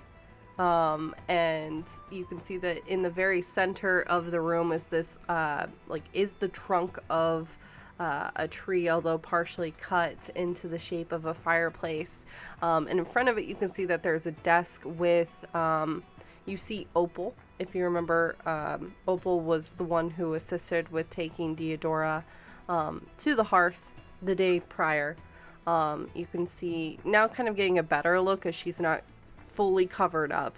She's still wearing kind of that leafy kind of armor with a blue leaf to the side.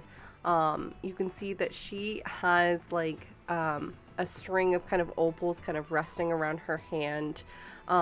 You see that she is actually, now that you're having a little bit more time to view her, she is a tiefling. She is a very bright, light, almost gray tiefling with long white hair that's super curly. And seems to be kind of shifting every so often, whether there's wind or not. And you see she's kind of at the desk standing there, and she has like a mortar, and she seems like she's kind of working on something. There's a parchment and quill next to it, and she's just kind of looking around as you come kind of out the door, sneakily, her eyes immediately connecting with yours through your mask, even though you did sneak very well. She's got a very high passive perception, so she knows all as you are coming out of this. You do see others within this space as well. You see they seem to be kind of like medics moving around the area, helping out.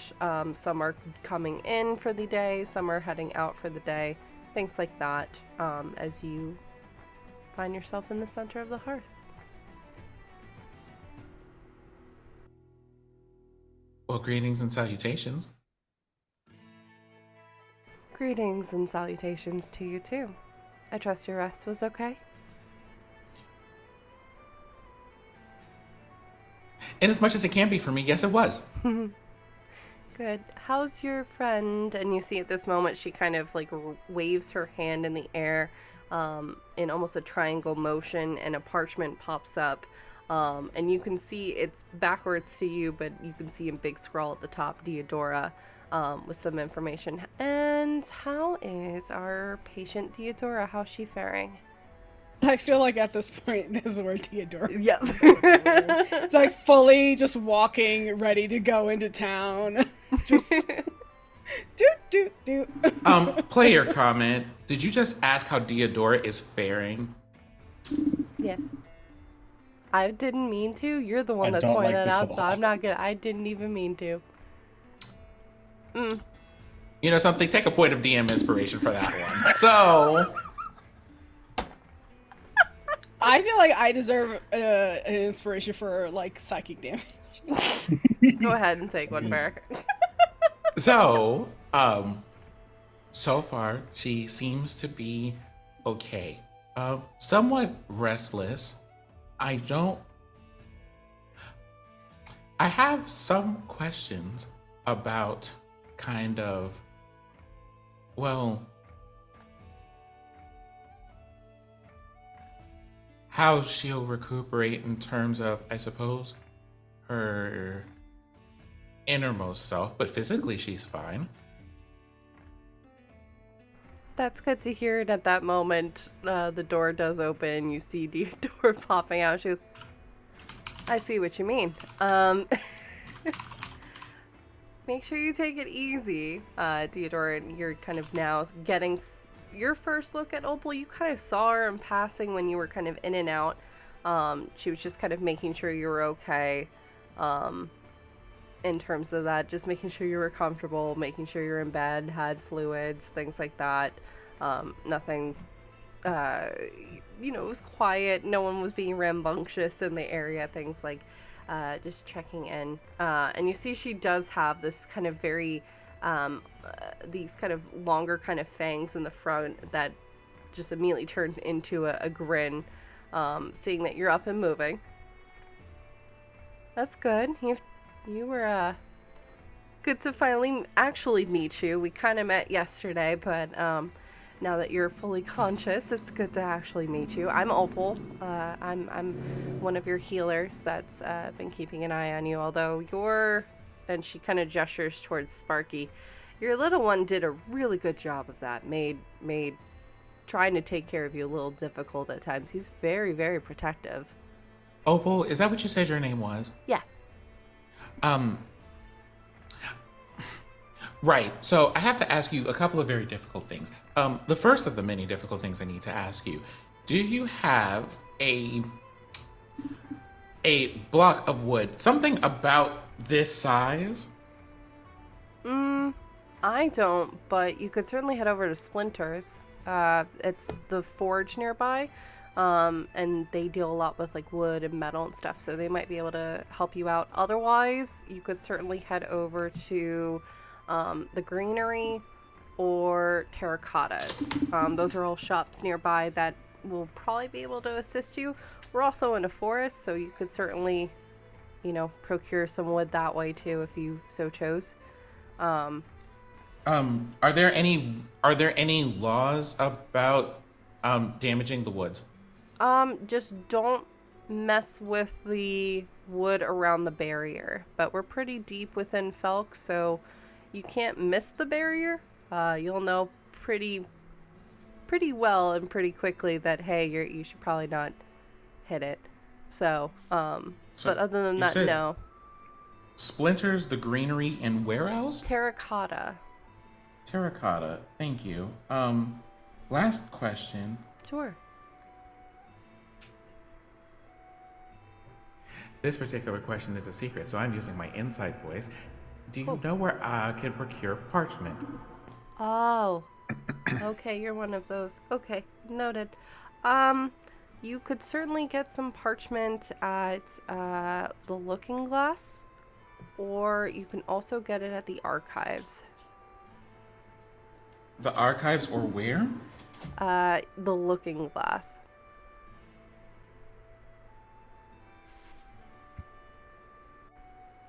Those would probably be your best bet. You're more likely to get it at the archives just because, that is a library, but they always have parchment on hand. But, you could certainly look around. They always have some kind of parchment at some of the shops. Okay. How far back do your archives go? Pretty far back. They're, at least to my knowledge, some of the most, well-dated, going back easily.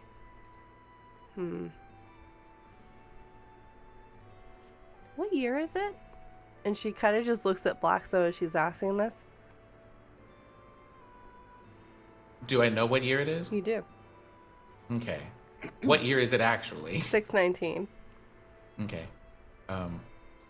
Is there like an error marker for that, or is it just the year 619 AR? It's currently 619 AR. Interesting. Then and you kind of see this look on her face kind of flash by for a moment. Okay.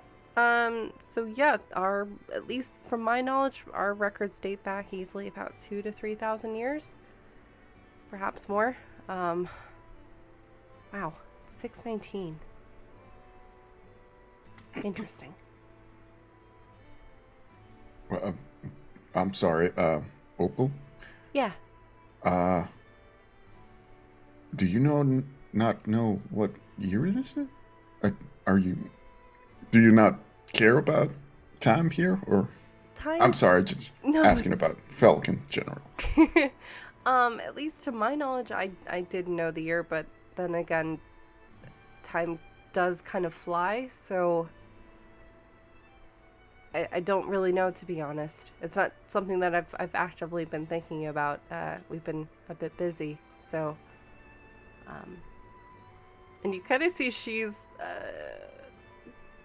what's everyone's passive insight? I think mine's just 13. Oh, no. Passive insight? Mine is 14. 14? 15. Damn, 13. 13. Okay. Welder, are you there as well, or are you... Okay. So the three of you can tell that she's kind of similar to how the elders were yesterday. There's that look of calmness on the outside and a look of, instead of, concern, it's a little bit of the heck kind of behind her eyes of just like trying to mesh 2,000 years into 600 roughly, of her trying to place those things together. Looking around the room, can I use my passive perception score to find out if, in the time that we've been here, if they seem to have any items, literally anywhere that we've been so far, that mark the passing of time in any way? So, based upon your passive perception, you do see that there is some kind of calendar, but it doesn't necessarily give dates. It's more so like a general, like, oh, these are the seasons that Ampistrano has and stuff like that. Like right now, you can tell that it's marked that, hi, this is summertime, getting close to fall. We're at the end of summer right now. Fall's gonna probably be here in the next 2 weeks, kind of thing. But an actual year is not noted. Okay. Same. Gang. You been in quarantine too?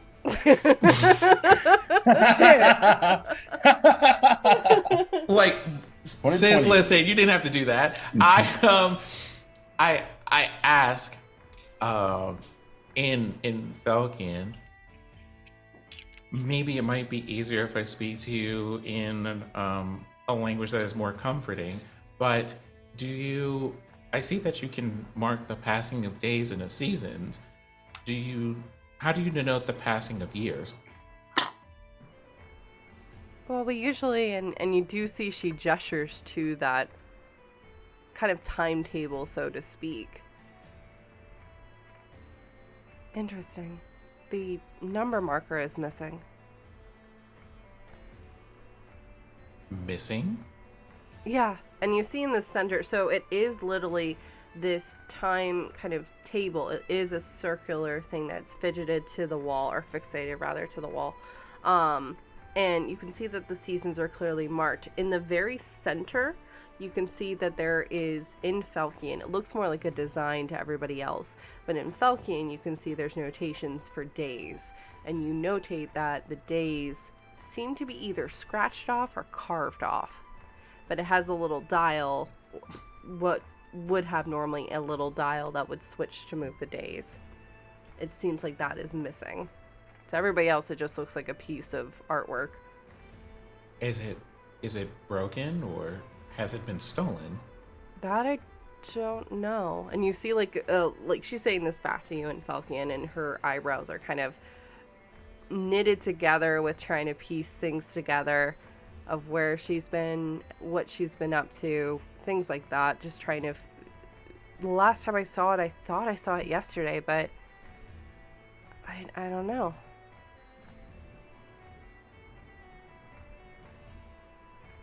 And then I say aloud in common, oh, well, if your timepieces are missing, I would be happy to help you find it. Well, after I finish the mission I'm currently on.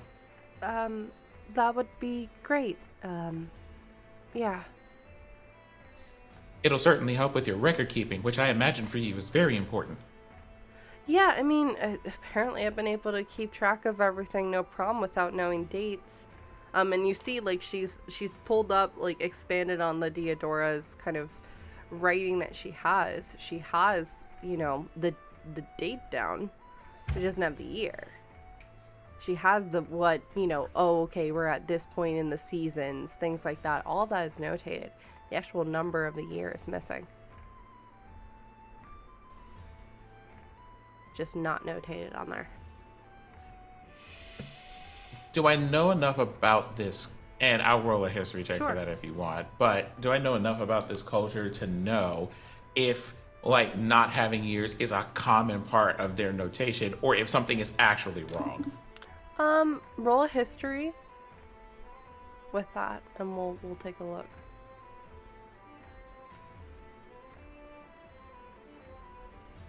Okay, that is a 15 on history. 15. So this may not be a cultural thing, it may just be a stylized thing. Some people, especially nowadays in Ampistrano, because they truly only know AR, more often than not, it's just kind of written off.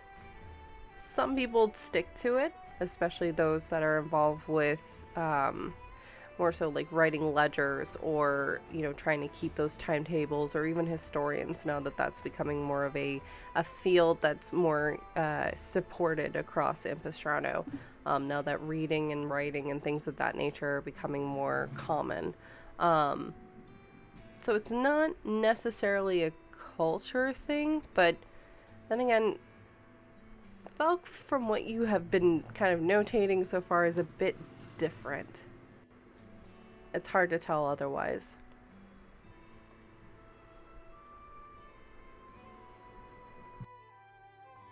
Curious.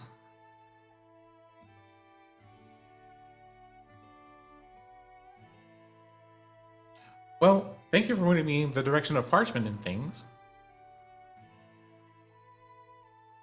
Not a problem. If I can be of any help at all, just let me know.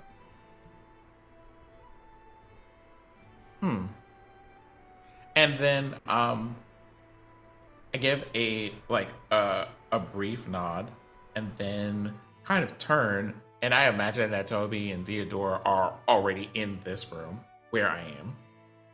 And I've seen all the proceedings. So well, I have a couple of things I was going to pick up. Shall we just go together, I guess? Yeah. Only if you're okay with us coming with you. I wouldn't want to impose.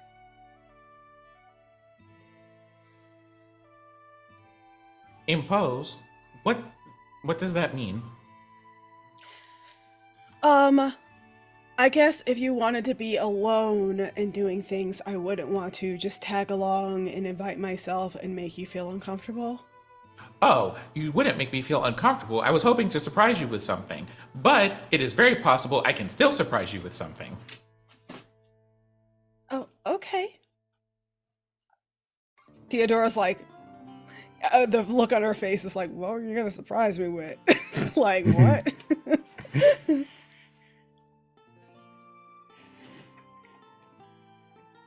Well then, I suppose our first stop is Splinters? Splinters. So Splinters, and Opal at this moment has kind of collected herself a bit more.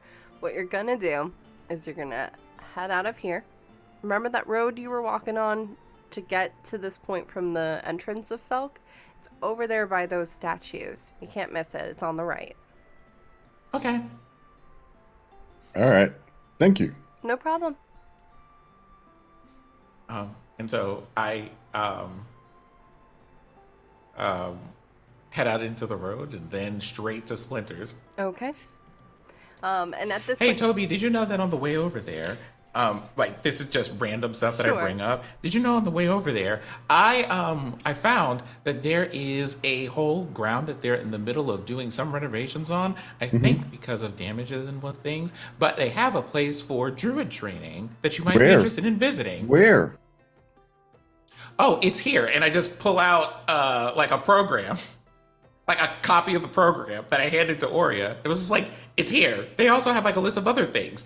There is this much older there is this much older model of automaton that they have that they should really work on repairing, that carries information about all the goings on of different events and stuff in the town, and also I suppose reminds people that there's a curfew. Okay, For reasons I don't know. I take your pamphlet. I'll see you back home. I'll go to this. Thank you. Okay. I just go. Bye.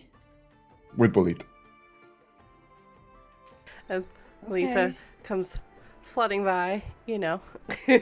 So, following after Toby, Toby, you take off. They're going to the right, you're going to the left. You're going further into a deeper portion of Felk.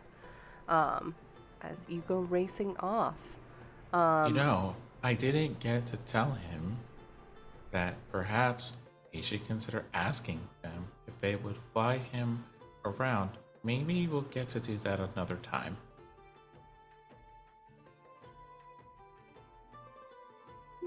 Oh, well, shall we continue the splinters? Yeah. Like watching Toby just like, okay, bye.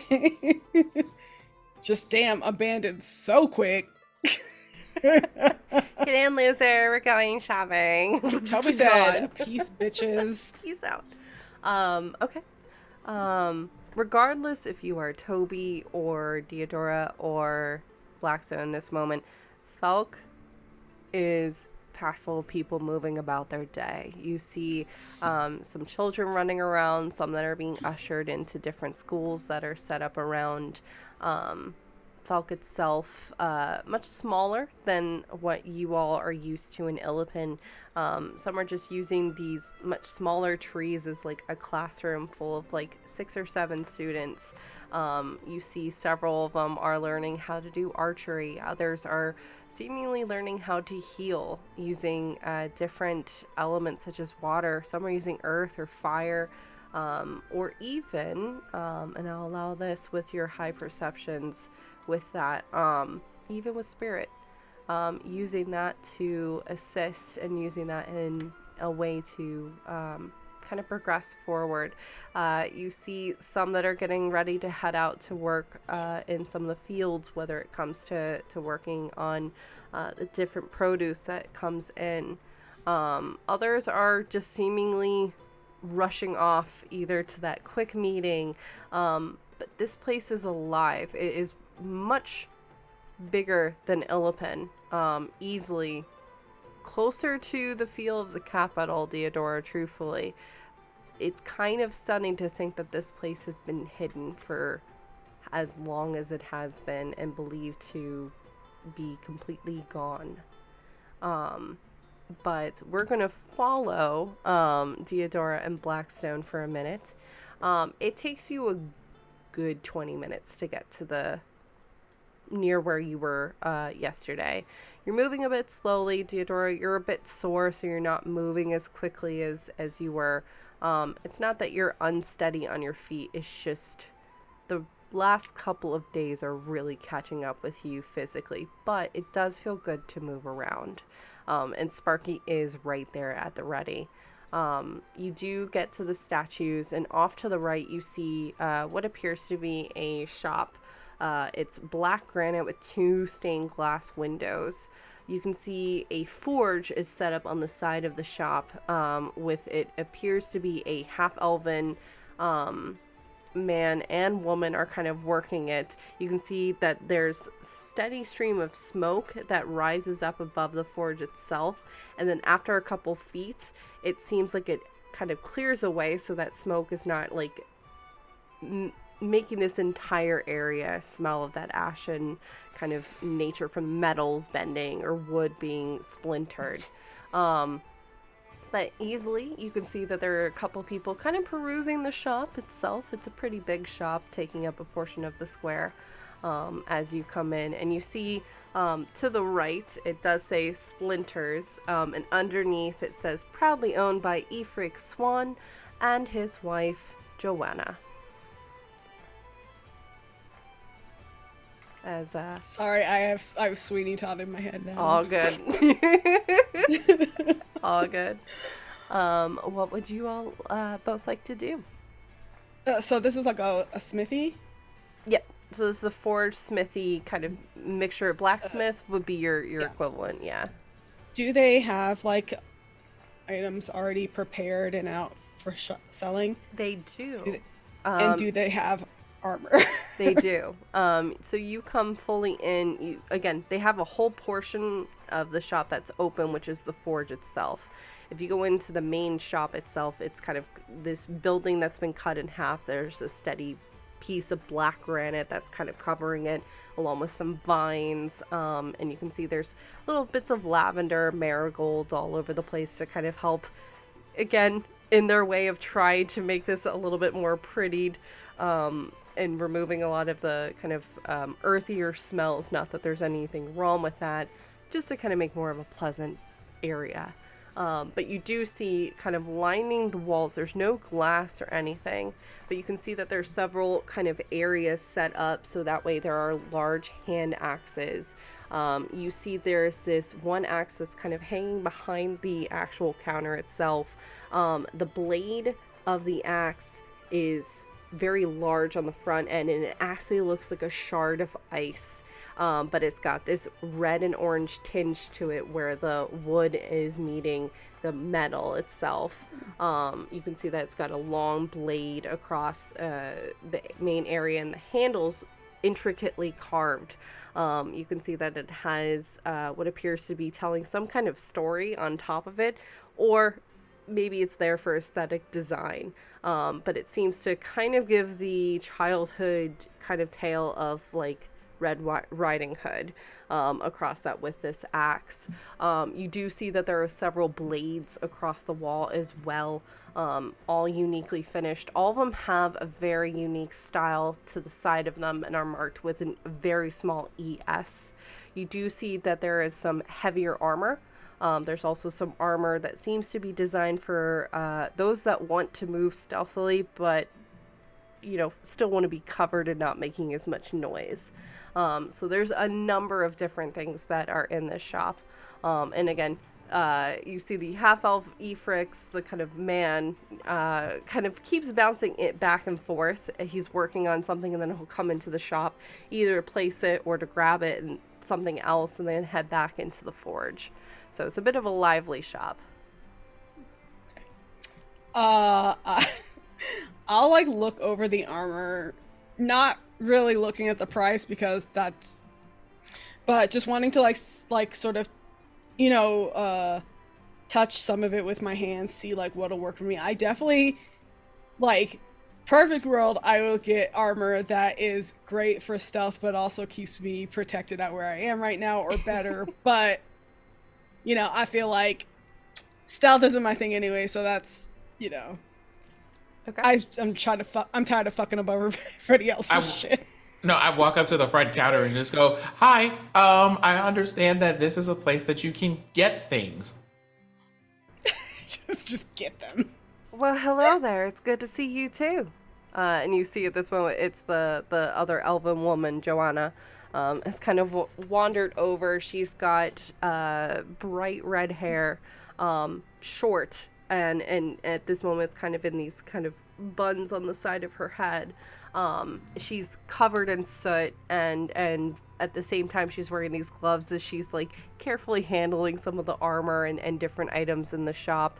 She has a brown apron on that has smudges and spots, and she has just this bright-eyed smile that she gives you, kind of taking you fully in, is very intrigued by the fact that she's talking to, you know, an automaton. Seems to be a bit thrown off, but is going on with it. So yeah, you're wanting to buy something.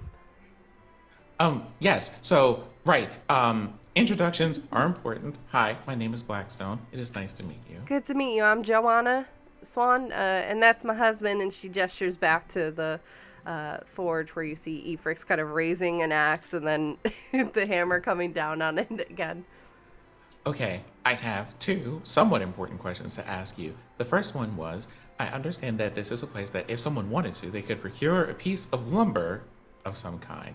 Do you have one that is about this size? And I kind of like make hand gestures to indicate a size. Sure. It's currently being used as a door stopper. It's a little bit used. Is that okay?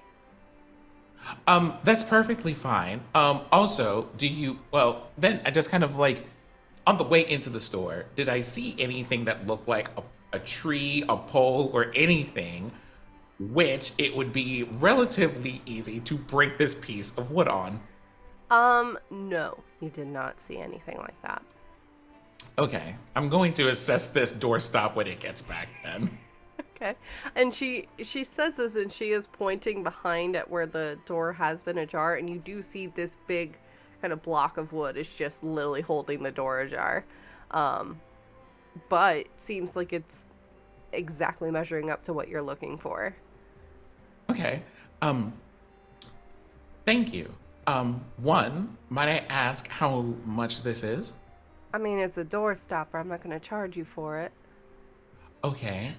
Secondly, before I make use of this, I have a question. Yeah. Do you have anything in your shop that currently is in need of repairs of some kind? I mean, Efrix takes care of anything with repairs. Oh, you were being serious. No, Efrix takes care of the repairs. You know what? Give me one moment. And she just... I was about to say, can I, like, casually, accidentally, on purpose, break something so Blackstone can fix it? Disappearing behind, and there is a door behind her that is made of wood, and you just hear this clattering of glass hitting the floor. Oh no, Efrix! I dropped the ladle that your mom gave us for our wedding day. Oh no, whatever shall I do? Listen, and she just comes back out. You said you could mend something. Oh man, Efrix, I don't think he heard me, thank goodness. But his mom got us, a thing for our wedding, and I'm so damn Blackstone clumsy, has not moved with such enthusiasm. Like, even behind this mask, you can see, like, there an intensity here that's just like, I don't know who you are, but are you okay? Like, as though it's like, if Blackstone were not wearing a mask, and if Blackstone were a human, there would be like salivating happening right now at the prospect of being able to repair things. Yeah, would you be able to perhaps fix it? And yes. I don't know, I mean, Efrix is also so tired, aren't you, Efrix? And you hear this, what you talking about, from out there, and you just see her like quickly walk over, and there's this hushed kind of arguing. Oh boy, I am tired. I just can't. Oh, and you see him like trying to lift his hand and just immediately dropping it to there. I could really use someone to help me fix this, Like, I'm just so tired. Just. Blackstone is practically vibrating at the front counter at this time. So is that would you be able to assist us for? Yes, for an immediately, afternoon? please, and thank you. Okay, go on, have at it. Theodora, I will be back momentarily. And I just kind of rush over into the side room and start bending all of the broken glass, all the broken glasses. For sure.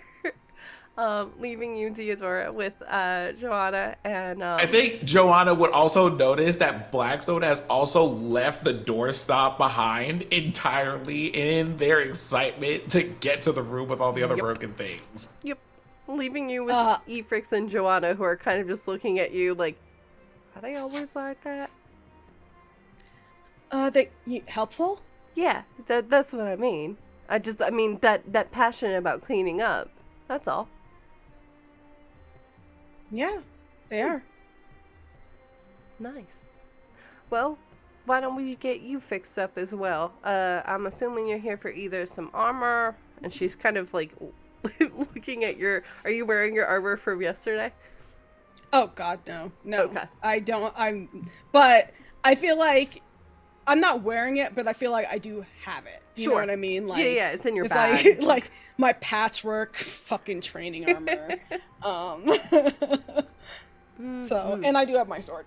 Okay. Well, we can definitely get you fixed up. She's kind of eyeing the blade a bit. It looks like you've been through the thick of it, so to speak. Is there something specific? Are you wanting to get this fixed up? You wanting to get an exchange, or are you looking for something else in the shop? Well, I definitely want new armor. This is kind of, I mean, it's old and, it was made for training, but I just kept it. Sure. So I would like something that provided better protection. we can definitely do that. We got a bunch of armor here. Now, are you looking for something a bit heavy, or are you trying to be a little bit more like your automaton friend? Blackstone, I believe their name was? Yes, Blackstone. Got I don't know how well being sneaky suits me. It's not really my specialty. Sure. It's very useful for me. I know. Gotta love their passion, truthfully. But I would like, if it's possible, something that's protective but doesn't make too much noise, so that way I'm not putting my companions in danger when we do have to sneak around. Sure. Alright. Why don't you step over here? We can get your measurements and we can see what we got on hand, if there's anything we can do with the armor that you currently have, and if perhaps we can make something that's a bit more your style, because personally I don't think anything around here is going to necessarily fit, and we like to at least try to match it with who we're working with, so to speak. No two blades are the same, no two armors, no two fighters, you know? Yeah. Sure. And she'll kind of gesture towards there's like a little side area where you can see there's this small room with doors that she does kind of usher you through. And you see in the very center of this room is a platform for you to pop up. And these spectral kind of armor pieces, you can tell that they're not there, but are floating as she's placing them on your shoulder very gently, placing them in spots to take your measurements, and kind of seeing her walking around, tweaking things, literally twisting stuff in the air, and you can see the image forming. So all of a sudden the pauldron now it has a little bit more neck coverage, but oh no, now it's a little bit too much, so she kind of softens it so it's a little bit more fluid, not as clunky, things like that. So she's moving around you and just like constantly kind of tweaking things. All right. Okay, I'm liking person. That's not the right voice. That's fine.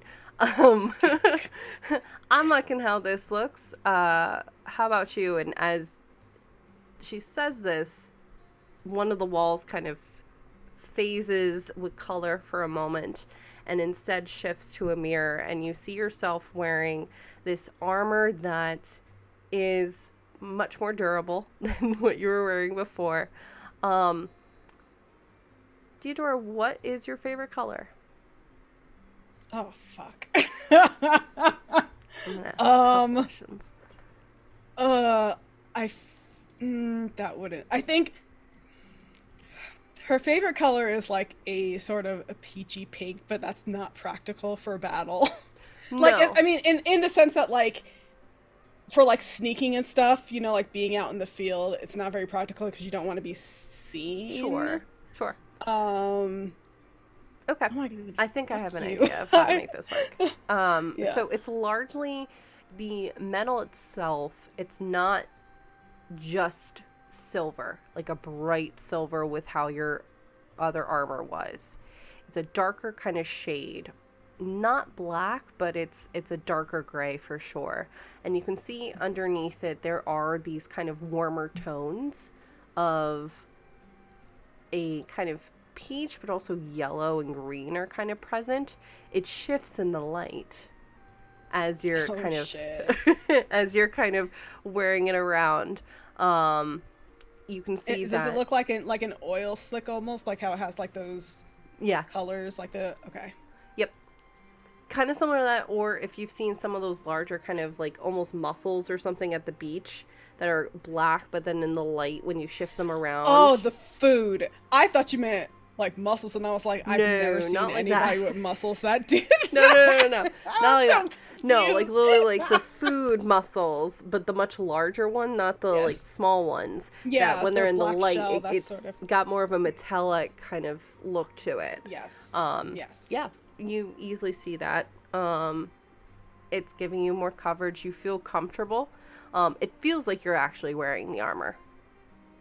Oh, nice. As you're kind of wearing it. I think Theodora sort of like, you know, turns in the front of the mirror, like tests like how how she can move around in it, like if it's not restricting her in any sort of way. I assume it's not, because this woman's a professional. Yep, she does know what she's doing. This is beautiful. We're happy to help. You're the artist. We're just making it work. Yeah. Now, Jordan, I have a out of character question. Yeah. Is this where I'm supposed to get that dope ass sword or nah? No. Tell me now. Okay. We'll talk about it. There's something else that has to happen, but yes. Okay. I have to ask because I'm not trying to spend money on something. Nope. I mean, this is me as a somebody who likes to pretend like she's cheap even though she's not. I'm cheap in D&D. I'm not cheap in real life. Sure. Same. No, I can tell you this. You do see that there are some very durable swords around. But to tell Fair this, you can either wait, that's up to you, or you can certainly... I don't think it'll hurt if you ended up kind of splurging on this and doing something else. Obviously, it's up to you, but it's not going to be like, oh, I'm going to make you choose between armor or a badass sword right now kind of thing. It's not going to be like that. Okay. Maybe I'll also get a sword too. Oh, that reminds me. Yes. I also have this weapon that I got from this beefy minotaur. I was calling him Big Beefy. That doesn't matter. I got this axe, and I like press the button and it like comes out, because I've never used this, and like I don't know if it's special. I don't think it is. Is it Interesting. Special? Jordan, is it special? Because I asked you this before and you never answered me. It's true. She looks at it. Well, I mean, it's special with the fact that it pops open, and you kind of see she kind of holds her hand, and the weapon actually miniaturizes in her hand. So it's now floating almost like a pen as she's kind of doing it. And as she says, oh yeah, it does the extension, she pushes it and it pops open. And you see she's kind of moving it around, constantly like taking a look. I mean, it's good metal, but it's nothing to write home about, so to speak. Oh. Are you looking to exchange it, or? Yeah, if I could maybe, or maybe put it towards my purchase. I don't really have a need for it. I am hoping to maybe get a new sword, if that's possible. Theodora's like thinking about how much money she has. Well, and it's like, if you don't want to be buying a bunch of new things, because certainly it looks like you're very comfortable with your sword too, we can always add on to it. That's what we're going to be doing with, and she's kind of gesturing towards the armor that's on you, to the armor that's in your bag. We're just going to be building upon it because the bones are really good. Everything's intact. It just needs to be reinforced and kind of made more to your liking. And that will cut costs, so you're not going to be, shelling out like a platinum for this stuff. So the fact that you're providing us with a lot of the material, it's not going to be as pricey and stuff. So, and our stuff is really good. It is very durable. You'll be getting a lot of use out of it. Plus, we do have a program that if you do buy from us, you can bring it back here, and there's only a small charge to just do maintenance every once in a while. So, nice. But if you're liking the armor, I do. We can talk up front about that, as well as if there's any swords or anything like that that specifically you want to do or have, and we can talk about pricing and all that. Probably good if we do that too, just so I can make sure your friend isn't absolutely cleaning my house. They might be. Okay, well. So if I put this up, like based on the height of the people that I like, this is what you like. If you were catching whispers in the other room, based on the height of both of these people, it would probably make a little bit more sense for the purposes of their craft to put things here, so that these were easier to reach. Blackstone has absolutely installed new shelves in that. Oh yeah, you see Efrix is just kind of watching, kind of like sitting with an ale at this point, is just watching Blackstone, and just has this look on his face of like, well, here we are. So I suppose in their own way, this is also like a combination of both a laboratory and a library. Huh. You think on that for a bit as Theodora and Johanna come at this moment, and you don't see the armor that Deodora was trying on in the room. She looks like she's just wearing the clothes that she had when she left. But you do see Efrix kind of give the eye to Johanna, and after a moment says, well, it looks good. Have y'all settled on what we're going to be doing? Are you going to be going with this armor? Yes. Okay. I do like it. And then, I don't know what sort of ideas you had for my sword, but I would also like that at least enhanced, if not traded in for a new one. Sure.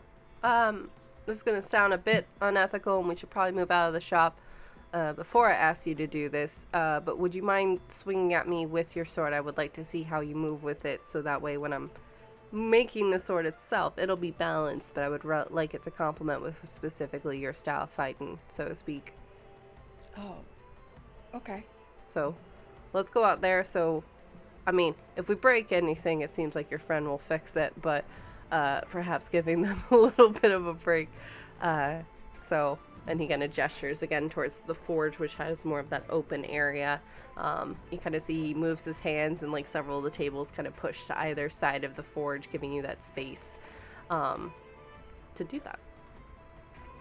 Okay. And you see he has these large kind of bracers which extend, and he kind of just raises them up, but also is like ready to go if you're gonna swing at him low, in terms of that. Yeah, I mean, yeah, I swing at him. How does it look as you're hitting him? I think, dude, it's not that she's hesitant at first, but like, I think like she has to sort of, because she is in this more weakened condition, sort of bolster herself a little bit before she swings. So it's just literally like almost like she has to gather all of her energy, and it's like, this is not how I normally fight. But then she like goes in with like precision, like she's been taught to do. Like there's no sort of sense of beating around the bush. And you do see he like easily does block your attack, although he does kind of move back a little bit from the force. But you see the whole time he is like calculating, watching how your body moves, almost like an artist watching the piece being created on a piece of canvas. And you see at that moment, all right, well, we can definitely make it work. And I think Joanna mentioned that you had some supplies that we could perhaps implement. What are you hoping to do with this sword, so to speak, besides obviously hitting and destroying things? God, that's a good question. I don't fucking know. As a player, I'm just like, give me new shit. Fuck. It's been a whole year. I want new stuff. I just, besides hitting and destroying things, I just want to minimize damage to my friends, and also not just physically, but also to their spirits. Is that something you can help with, or? We can certainly do that. Might take a couple days. You're not planning on hitting the road right away, are you? No, absolutely not. Valid. Again, I was gonna say, you might want to rest another day by the looks of you, but you also strike me as someone that knows how they are and how they feeling. So we can certainly do this. With this, let's see. We could do the armor plus the sword with the stuff you're supplying. We are going to need some spirit kind of energy as well, just to kind of build it into what you're trying to do. But that can wait. He kind of gives you the immediate, that can wait. I can totally wait. Like Lisa Simpson, just in that play, like. It's just so the armor is melded with you in what exactly you want it to do. That's all it is. Okay. And it's not going to be a massive cost either, but every little bit of you is still something to kind of have. So total cost, it's looking like we can do it for about like 200 gold, roughly. Okay. Give or take. We can do that. Just because you are providing the material, so we're not really doing much on our end. Yeah. Okay. All right. Do you want payment now or? Give it to us when it's finished. It's going to take us about 3 days to do. Okay. And on the third day, that's when we'll require payment, but also that spirit payment as well. That'll be the finishing touches for it. But for now, we'll work on it. Joanna will she'll take your armor that you have, and we'll work to see what we can do. Okay. Thank you so much. No problem. And you're always welcome to stop on by. Oh, yeah, I definitely will. When my friend Aurea comes back, she's gonna love this place. Oh yeah. It's like I said, rare to have a forge around here, but hey, we're some of the best in the business. We've been doing it a long time. So, happy to help. I will at that I will leave all the stuff with them and then poke my head into the back room to fetch Blackstone.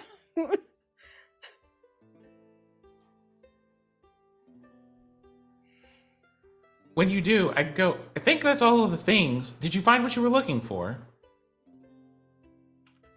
I did. Did you get what you needed? I think so. I feel a little bit less of an urge to break the pencil that Aurea bought me. Well, that's good. Oh.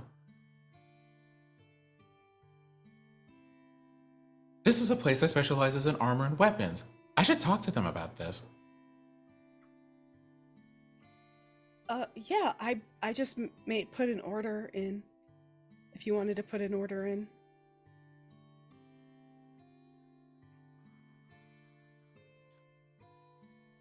Perhaps I should. And I would say I would turn to the shopkeepers, just kind of have a moment of going.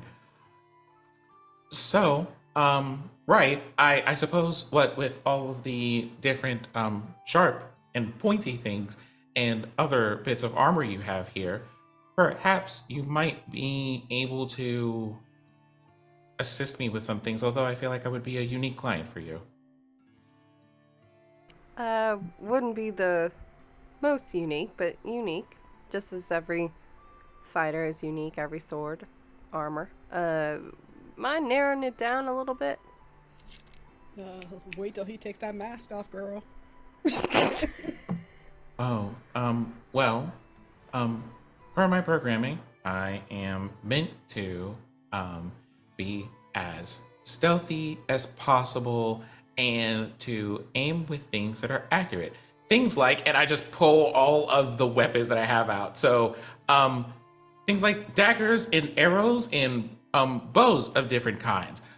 I also have this, but I don't really know what to do this. And I just pull out like a small hammer.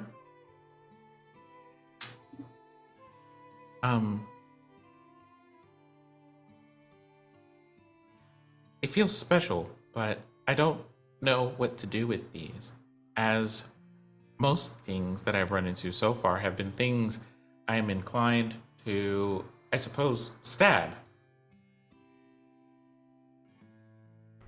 I mean, that's certainly the way to cut them down. Are you looking to sell them, or are you kind of similar to your friend here, looking to perhaps upgrade a bit?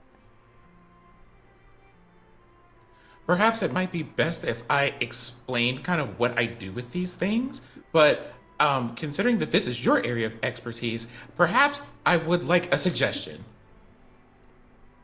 Sure, I guess I'm a bit lost as to, like, what you're trying to accomplish. Right. So I suppose in order of things, because my friends have told me that my being alive is important, I want to have, and then, like kind of gesturing at their body, armor enhancements that help with preserving my life, whether that makes me more durable or makes me a little bit more difficult to land a hit on would probably be important. And also for these, and I just like bring out the knives with a flourish, perhaps making these more effective at slicing and stabbing things. Well, we can certainly help you with the daggers, but if you're looking for upgrades in general, you might want to go to... And you kind of see there's a look between Johanna and Efrix for a moment of, like, pause. Is there a concern? No. I mean, you could always head to Rory's. I think Theodora looks at Blackstone knowing that this is like Rory is a nickname for Blackstone. Mm-hmm. And she's like a little confused. I mean, we know you're make anyway. You're one of Rory's creations, right? Rory's a person with my namesake, or maybe I have theirs. Interesting. No, they definitely have your namesake. Well, I suppose I should visit them. Are they also people who specialize in making armored weapons as you do? I mean, you could certainly say that, but that might be a conversation to have with one of their kind of trainees and stuff. Rory's nearby. It's through, and he kind of this is Evrix talking, gestures towards the opposite side of the statues, heading to the east from when you came in to Felk. Right there, right against the boundary, there's a little bit of a stream that comes on through. But yeah, you can't miss it. That would be probably best. I would hate to mess up any of Rory's work. But we can help you with the blades. Oh, I also have these, and I like break out a quiver of arrows that go with these, and like gesture at these bows. I feel like we're in show and tell. It's a wonderful collection you have of weapons. Do I give you these for you to work on them? How does this work? So what is it? And at this moment, both Efrix and Johanna are looking at Theodora. What do you want? Are you looking to exchange? Do you want money? Are you looking to have this added to your weapons that you want from us? I would like these to be enhanced so that it increases my capacity for violence. Okay. He wants them upgraded. Okay. Upgrade we can do. We'll do that with the exchange, and we'll talk about prices. But why don't you leave everything with us, and we'll take a look at everything. We can get back to you. You're staying at the Hearth, right?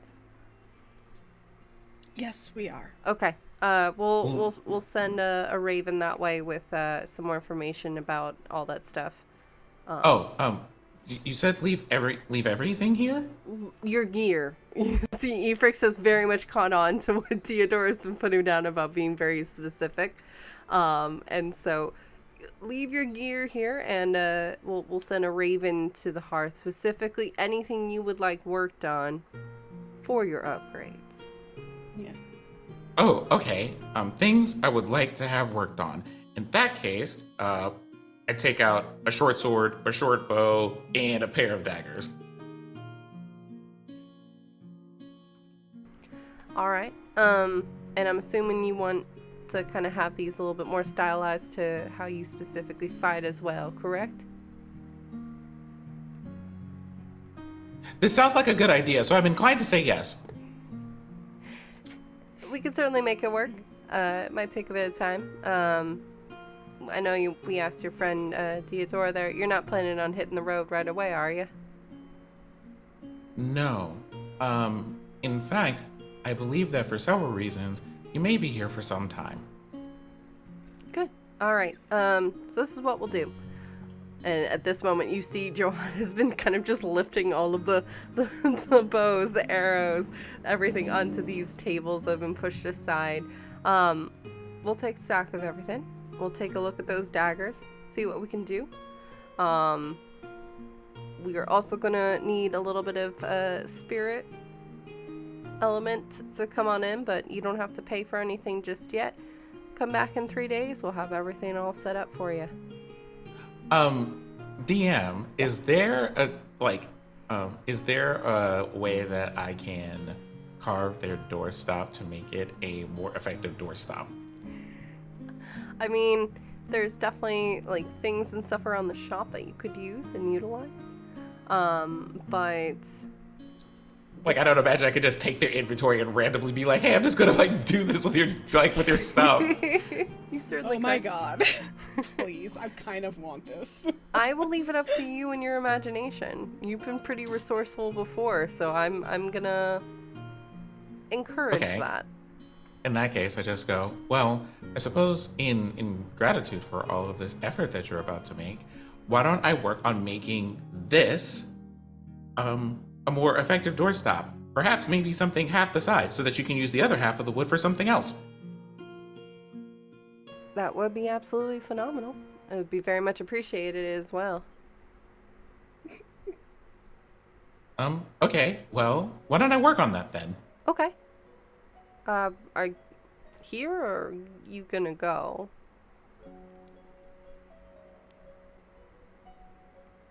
I suppose I could take this with me. You did mention that there was another store I should stop by. Mm-hmm. Rory's. Okay, well, do you mind if I take this with me and bring it back? No. Okay. They kind of look Thank at you each so other. Thank you so much. And Deodora starts pulling Blackstone out of the shop.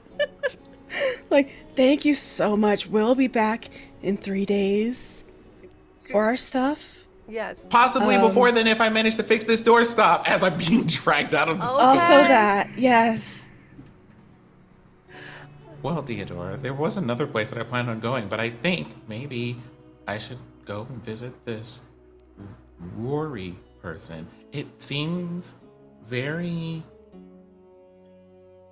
It feels strange.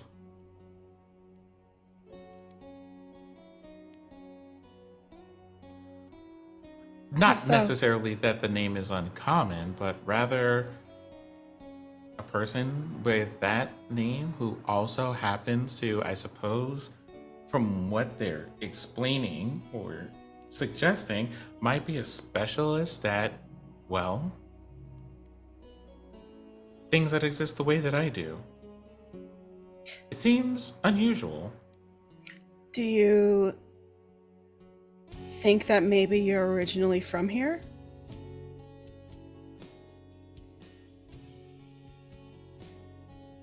I have some, at least, memories of this place and people who have been here, but I haven't yet been able to properly assess why or for what reason.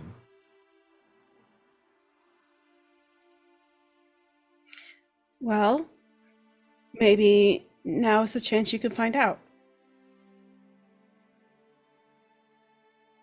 Well, would you mind coming along with me for that? Of course.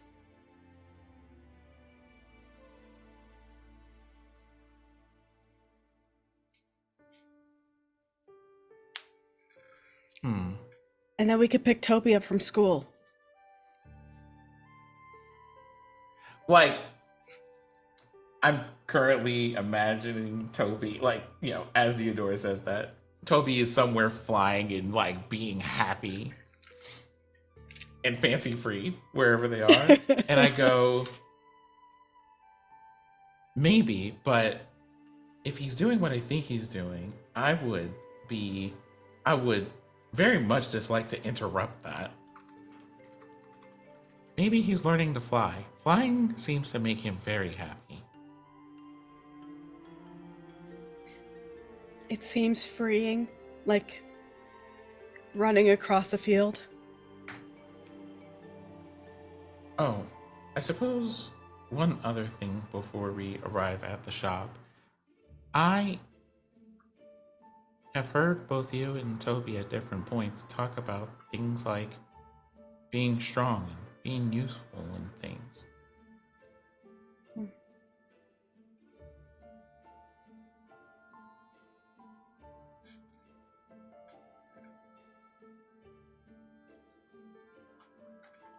Why is that important to you? being strong and useful? Mm-hmm. Well, where I come from, we all live as a community and we work to help each other in times of need or even times where there isn't a need. But it's not necessarily that it's important to be useful. Like, nobody's forcing you to be useful where I come from, but in order to help your community thrive and for people to survive, you should be helpful. And I don't know,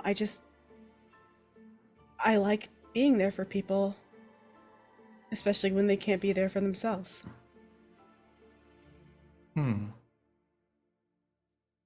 Well,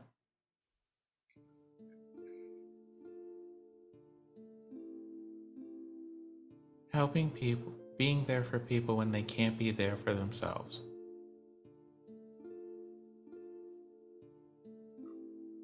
It sounds like that is a very good thing to be able to do for someone.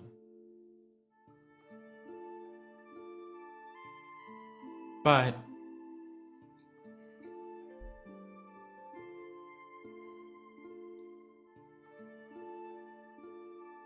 how do people feel when they're, I guess, does it feel the same when you're a person who also wants help or needs it?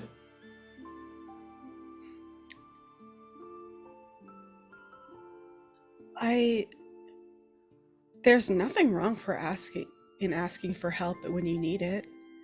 And it shouldn't make you feel bad to need those things. We all need help once in a while. And I mean, I've heard, many people say, like, closed mouths don't get fed. You have to know when to ask for that help. And it's nothing to be ashamed of.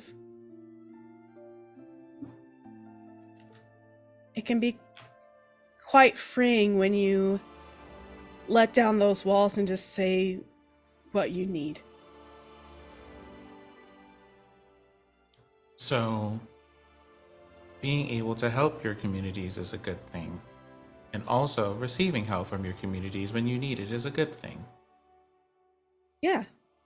And I mean, that's what community is for. It's to help support you when you are unable to do so for yourself. And, in exchange, you help your community when it's unable to help itself.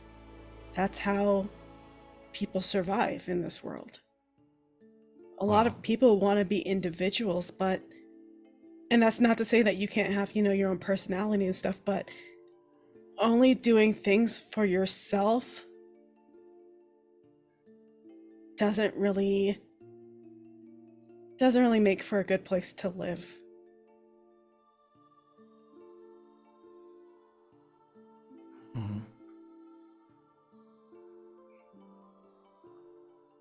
From what we've seen so far, especially in that temple we just came from, I feel like perhaps a lot of things would be different if more people thought that way. But also, you spend a lot of time being very strong, and I hope when the time comes, if it hasn't already, that you need help, that's something that you still feel good about too.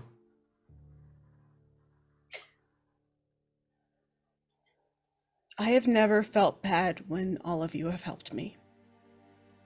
It only makes me want to be stronger so that I can help you in return. And I mean, I didn't just come back because I wanted to. You all helped me there too.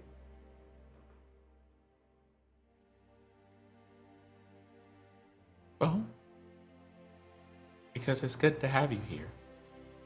I think having you here is important. And I think the same of you.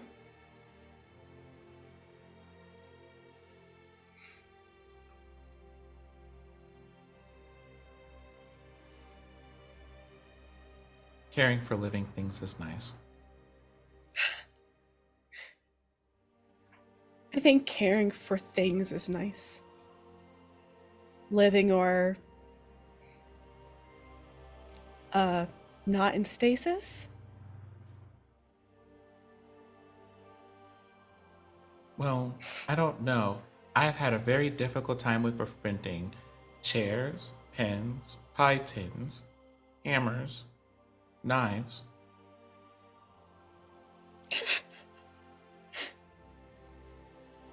Very angry dark purple crystals.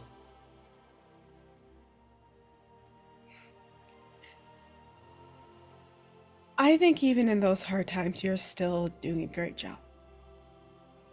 Well, I have to say, befriending you, Aurea, Toby, and Weldor, Cal, and a number of other living beings has been far more rewarding. I think I can speak for everybody when I say that we feel the same way about you.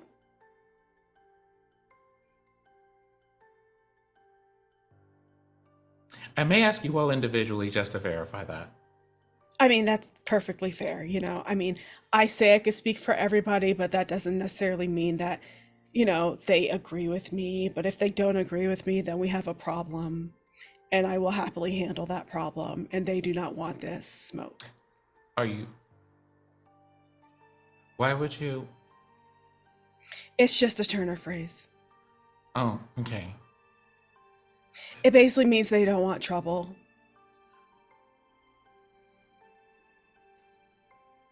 Does this mean that on my behalf you would be willing to enact a violence? I think I've said this before, but yes, to reiterate, I would hunt and kill for you, yes. This sentiment is surprisingly pleasant. I also feel the same. Great. Theodore just beams. Like, so happy.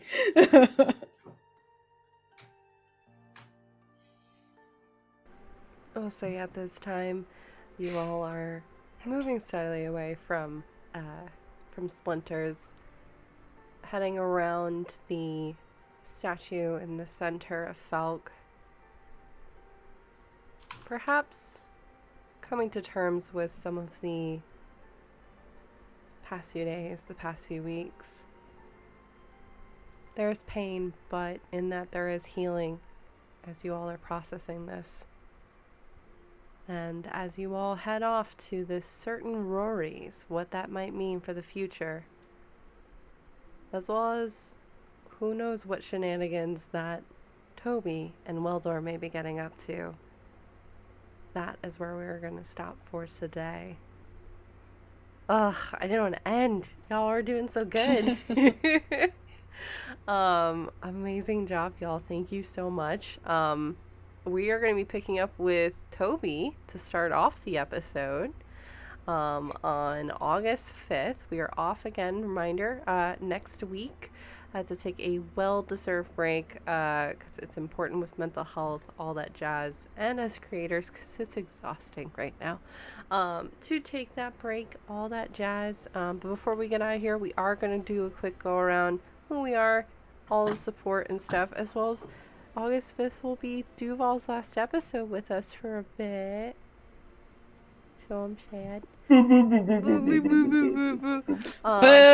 Don't agree. I did not agree to this. And so you need to come in front of the council and submit your argument. Do I get to go to jail? You finna. Yeah, I'm finna. Not finna. No. Prison, confinement, penitentiary. Lord. Lord have mercy. Another additional synonyms. Another quick reminder again, because today we did handle some heavier topics. At any point, whether this channel is live or not, you can go ahead and enter an !! health potion, which will again give you some resources to use. They're phenomenal resources. A lot of it is through Take This in terms of giving that information, but it's pointing towards resources that can assist you with finding a helpline. Because yeah, you are not alone. But I wanted to just point that out as we go around. I'm going to start with Duval. Who are you? Where can we find you? You can find me on Twitter and Instagram and eventually Blue Sky at Duval King Jacob. In about less than an hour, I'll be going live, hopefully, if my internet wants to work. Seems to be doing okay now. Not on wood, etc. On the Top of Tie Cooking. I know. I wasn't even say it. It's fine. I like taking risks. I'm ridiculous like that. On the Top of Tie Cooking Twitch channel, in a little bit less than an hour, playing some D&D over there. Running and playing. You know how it is. Running Olibar's Dream. And yeah, that's enough for me for now. Amazing. Server of heartbreaking sin.